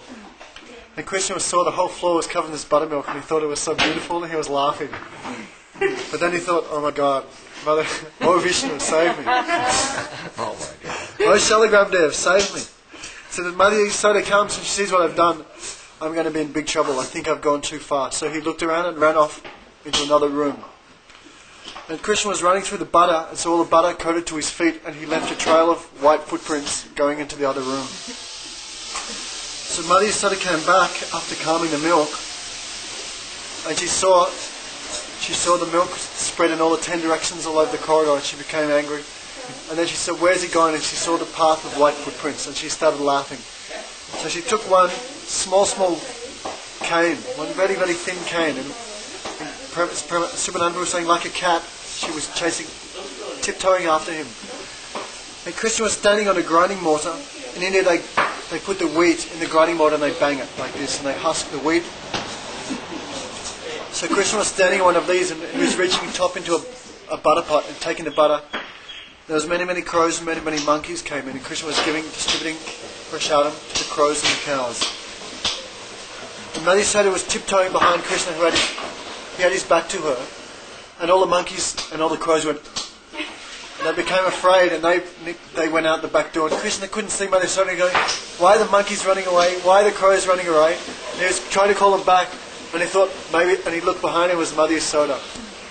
And Yasoda Ma started chasing him, and we all know this. So she was chasing him, and finally Krishna was running in a zigzag fashion like this, zigzag, like a snake. And Mother Yasoda was quite fat. She's quite a chunky lady, fair-sized lady. I'm sure there's a rustic term. She's quite well-endowed lady. Full bosom lady. She was trying to chase after Krishna, but he was zigzagging like this, so she was trying to catch him, but she couldn't catch him. And she became sad. That time she looked at the lotus feet of Krishna, and his lotus feet were so soft, and she was thinking, Kanaiya's feet are so soft, I hope he doesn't hurt them on the ground. And Gurudeva says that when our meditation reaches the lotus feet of Krishna, that time Krishna will allow himself to be caught. So Yasoda Ma caught Krishna, and she had the cane like this, ready to strike Krishna. She was so angry. And all the Brijbasis say, oh Mother Yasoda, don't strike him, he's just a soft boy, just an ignorant boy. By striking him, what will happen to him? He will not change, he cannot understand. And Yasoda Ma was thinking, but if I don't rectify him, his whole life will become useless. He'll just go into bad association. So unless I rectify him now, how can I change him? So Gurudeva said that Rupa Goswami said, Anya Abhilasita Sunyam Gyana Kami and Abhita Manokulena Krishna no Silanam Bhakti Uttama. That bhakti means we have to please Krishna. Mother Yasoda is beating Krishna, just about to beat Krishna. And Krishna is crying. So this is bhakti. Krishna is crying, she's going to beat Krishna. This is favourable service to Krishna. And Guru said, yes, this is favourable. Why? Because she's thinking, unless I beat him, he will not become rectified. He cannot become a good boy. So this is real service. Because she only has Krishna's welfare in mind. So even though Krishna's crying, it's done for his happiness. So Yasodama thought, okay, I will not beat him. His limbs are so soft I cannot beat him. And Krishna was crying, and the tears from his eyes were flowing down his chest like rivers. One was the river Yamuna, the other was the Ganga. Because they put black ointment in the eyes, and this black ointment was flowing down his chin and neck, and he looked so beautiful. So Maharaja said, he's too small to beat. I cannot beat him, so I can tie him. So I'll tie him to this grinder mortar. So Krishna's a thief. And this grinding mortar is also a thief. So they're both guilty of the same crime. So it's appropriate that I tie them together, the same punishment. And Krishna said, and Maharaja said, why are you such a thief? And Krishna said, Mother, I'm not a thief. And she said, what do you mean you're not a thief? He says, I know in the father of Nanda Baba there's no thieves. But I know that in your dynasty, that your great-great-great-grandfather was called Chor Ghosh. So Chor means thief. So he says, so that means there's a thief in your dynasty, not in my dynasty. I'm in the dynasty of Nanda Baba, but there's a thief in your line. If there's any fault, that means it's coming from your parampara. And Mother Yasoda she was laughing, but she said, still I'll bind you. So she took a rope from her hair that had become undone after she was chasing Krishna, bound him by the waist, tied one loop around the grinding mortar, and one around Krishna's waist, but it became 2 inches 2 finger widths short. And she called to her servants, bring another rope. And they brought another rope, she tied it together, still 2 finger lengths short. She could not bind it here. Bring another rope. And again short. Bring another rope. Again short. Bring another rope. Again short. In this rope they used all the ropes in Gokul. Hundreds of ropes. And all the gopis were laughing like this. Oh, you're trying to bind Krishna. They had thousands of ropes, but still it was 2 inches too short. And all the gopis were saying, they all in a big circle watching the proceedings, and they were all laughing. Oh, Yasoda, give up your foolish attempts to tie Krishna. You cannot do it. Don't tie him. Don't be so cruel. He's only a small boy. What can you understand? So Yasodama said, no, I make a vow. I must tie him. I must tie him. He says, I won't leave here till I tie him. And sweat was running down her brow. And it came up to 11 o'clock in the afternoon. Still she was tying ropes. But she'd made a vow, I must get him. I must punish him. I must tie him. And then Krishna, seeing the firm determination of his mother and sweat running down her brow, his heart melted. He said, okay, you can tie me. So he allowed himself to be tied. Shukruta says that these 2 fingers, what do they represent? One represents our own efforts, and one represents the mercy of Krishna. So you cannot get Krishna by your own sadhana bhajan. But when Krishna sees you so determined, trying, then his heart will melt, and you'll get the mercy, then you can tie him. So one finger is Krishna's mercy, the other finger is our own efforts. And Gurudeva says, but we're not making any efforts for Krishna. He says, we're happy eating, sleeping, speaking for myself. Eating, sleeping, laughing, joking, ha ha, he he. But if we are thirsty, if we're not thirsty, we'll make no effort to get water. But if we're very, very thirsty, we'll do anything for water. So when we're very, very thirsty for Krishna, we'll do hard efforts, hard sadhana bhajan. But we're not thirsty, so we're not making any efforts. And I'm qualified to speak on this. Krishna says, that time, until you put chili in your eyes to stay awake at night, until that time comes, you're not doing bhajan. Buddha said that one time. And so there's 2 philosophies. One is the monkey philosophy, the other one is the cat philosophy. So what is the monkey philosophy? The monkey, you see the way, the monkey just has to grab onto the mother by dear life. And if the monkey doesn't grab on, the baby will fall off and die, and the mother will just run away. So the monkey has to, by his own efforts, he has to grab onto the mother. But the cat doesn't do anything. The cat just lays there, and the mother does all the work. The mother picks it up by the teeth, carries it here and there. So which of these 2 processes are correct? The monkey theory or the cat theory? So both are there. You'll have to do your own efforts. You'll have to pretend like it's all my own efforts, I'll get Krishna, but then you'll have to understand by the mercy of Krishna everything is done. You know, so I have to speak. So then the two boys, so finally he allowed himself to be bound by the efforts of Mother Yasoda. And then Krishna went, when all the sakas came, the small coward boys, and said, Krishna, you're not coming to play with us today? So they all pushed the grinding mortar. They were pushing the grinding mortar down the stairs and out into the ground to play with Krishna. And all the boys were laughing, and Krishna was pulling this grinding mortar, and he pulled it between two trees, and these trees were Naligriva and Manigriva and Nalakuvera. In their previous lives, they'd been cursed by Narada Muni. That's the whole story, you won't get into it. So they'd been cursed to become trees. So Krishna was pulling this grinding mortar, and this grinding mortar became stuck between the two trees, and Krishna became very, very angry. And he looked at these two trees, what? You're stopping my Leela? You're stopping my Leela? And he gave them a very, very angry glance. And by that glance, the two trees fell apart. Actually, we can tell this pastime. There's a little bit of an extra pastime. That these two trees were in Nanda Baba's courtyard for many, many years. And Krishna was always touching them, always looking at them, always. They were seeing all the leelas of Krishna, but still they never got liberated. Why?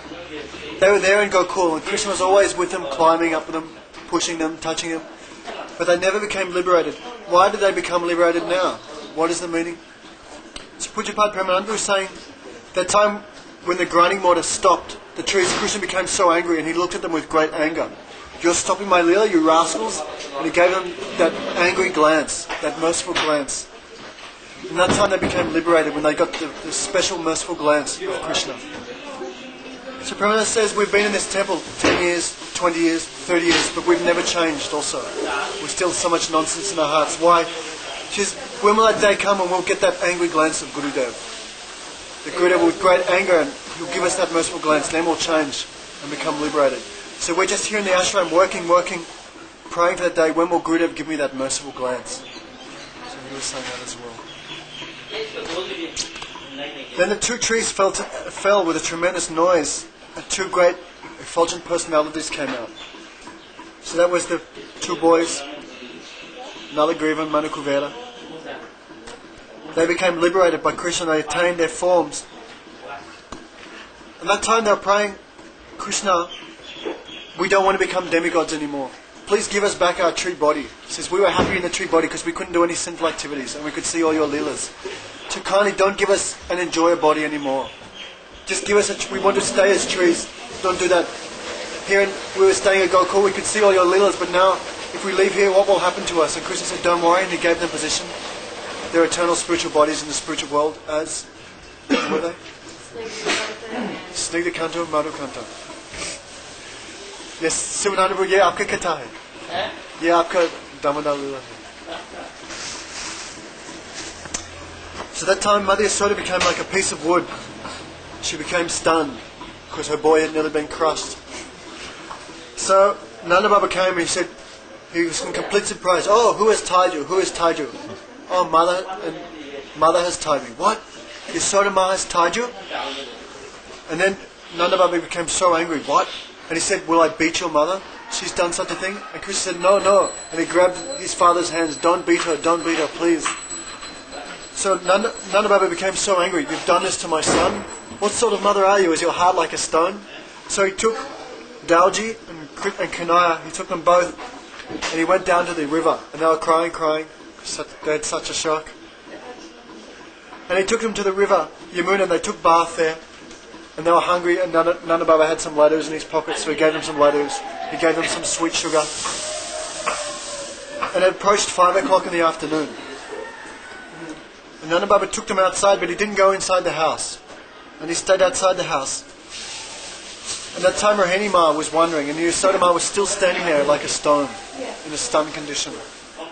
And Rohini Ma, who's Yasoda Devi's like sister, co-wife, she came to Nanda Baba and said to Krishna, they said, won't you come and see your mother? He said, no, I won't go and see my mother. I won't go. And he said, but who will you stay with? Who will you sleep with? And Kanai said, oh no, first Dalji, Rohini Ma went to Balaram, Dalji Baya, and said, you bring Krishna to Mother Yasoda. And Dalji went to catch Krishna to bring him, because he's the older brother of Krishna, so he's got more power. So he went to take Krishna by force to his mother. And Krishna, he went to grab his hand, and Krishna slapped his hand away, like that. And became, no, don't touch me, leave me alone. And Dalji became surprised, oh, he's never done this before, he has more power today. So Dalji became afraid, he became surprised, Krishna has so much strength, and so he backed off, I cannot take him, he doesn't want to go. That time Rohini Ma came and said, Krishna, you want to come to Yasoda Ma, you want to come and see Ma? He said, no, I don't want to go, I'm not going. He says, but at night who will you sleep with? He said, I'll stay with Baba. I won't go with Mother. He says, but who will you play with? I play with Dalji. I'm not going to Mother, I play with Dalji. He says, but what will you eat? He goes, I'll eat laddu and mishri. But Baba will give me many laddus, sweet laddus and sugar. I'll eat Baba's. Baba has many laddus. I'm staying with Baba. Then, what will you drink? There's no Mother, there'll be no breast milk. He says, we have many cows. Baba will milk the cows and I'll drink the milk. And she gave many arguments why you should come to Yasoda Ma. But Krishna said, no, I'm not going. And then Rohini Ma said, but what if she dies? What will you do then? What if she dies? What if she goes like this? What if she leaves? She didn't say die, but what if she goes? And Krishna hadn't thought of this. And Krishna started crying, Ma, Ma, Ma, Ma. And Rohini Ma took him on her lap and took him to Mother Yasoda, and Krishna was crying, Ma, Ma, Ma, Ma. Then, and Krishna was also crying, Yasoda Ma, seeing this, she also started crying. And she was like a stone. And this time Sivananda also was crying. Hare Krishna. So, Yasoda Ma, she put Krishna on the lap of Yasoda Ma, and Yasoda Ma was crying, Krishna was crying, Dalji was crying, Nanda Baba was crying, the whole of Gokul was crying, and Sivananda was crying. And that time he said that verse, Nanda ko kinkaro brahmana, Nanda ko kinkaro brahmana, Nanda ko kinkaro brahmana, Srimiva mahabhaga Yasoda, Nanda ho kinkaro brahmana, Srimiva mahadoya, Yasodava mahabhaga papo yaschastanamhari. Oh, how fortunate is Nanda Baba that the Supreme Personality of Godhead has become his son. And then Sukadeva Goswami thinks, he goes, no, even more fortunate than Nanda Baba is Yasoda Ma. She's so fortunate that the Supreme Personality of Godhead has become her tiny boy and is drinking her breast milk. How fortunate is this? And Sivananda said, please forgive me for my mistakes. And then Gurudeva started speaking. So we're so lucky that Krishna has come here in the form of Sabda Brahman. If we can hear this Lila Katha, it will purify our hearts. And this Bhakti Devi, this service mood to Krishna, will enter our hearts by the effect of Sadhu Sang.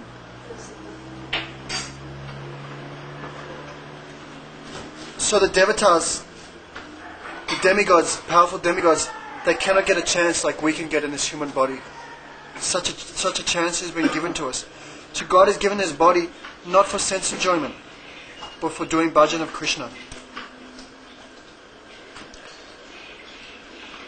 So Krishna has given us a nice pot full of nectar. That's His pastimes, His name, His activities. But we have emptied out this pot of nectar and we've filled it with poison. And we're drinking this poison thinking it's very, very sweet. But it's not, it's poison. And this isn't. So the root of this Sanatana Dhanam is Nama Sankirtan. So if you want to get this service of Krishna, you'll have to do Nama Sankirtan. And then Gurudeva finished his class. He was saying, thank you all very much for coming. He says, be very, very careful. Don't accept everyone that comes. They're all cheaters. Huh? Yeah, 99%. They're almost. He's probably being generous. One time we asked Srila Govinda Maharaj, how many pure devotees are there on this planet? 10? And he laughed and goes, you think it's so cheap? 10? So many? There's 3 or 4 on this planet, so it's not so cheap. Gurudeva said the same thing at the Women Apartment too. 3 or 4, maybe 3 or 4. Oh yeah? If they can bring you to the land of Goswami, 3, maybe 4. So in Gurudeva, this is Gurudeva's last night class. So he's spoken many of this before. But the special thing was his beginning of the class. So it was really amazing what he was saying. He's saying, I'm very fortunate to take, because first I read out Gurudeva's life story. This and that. The first time I read out, Gurudeva was angry. He doesn't like you came from this village you're in this family doesn't like.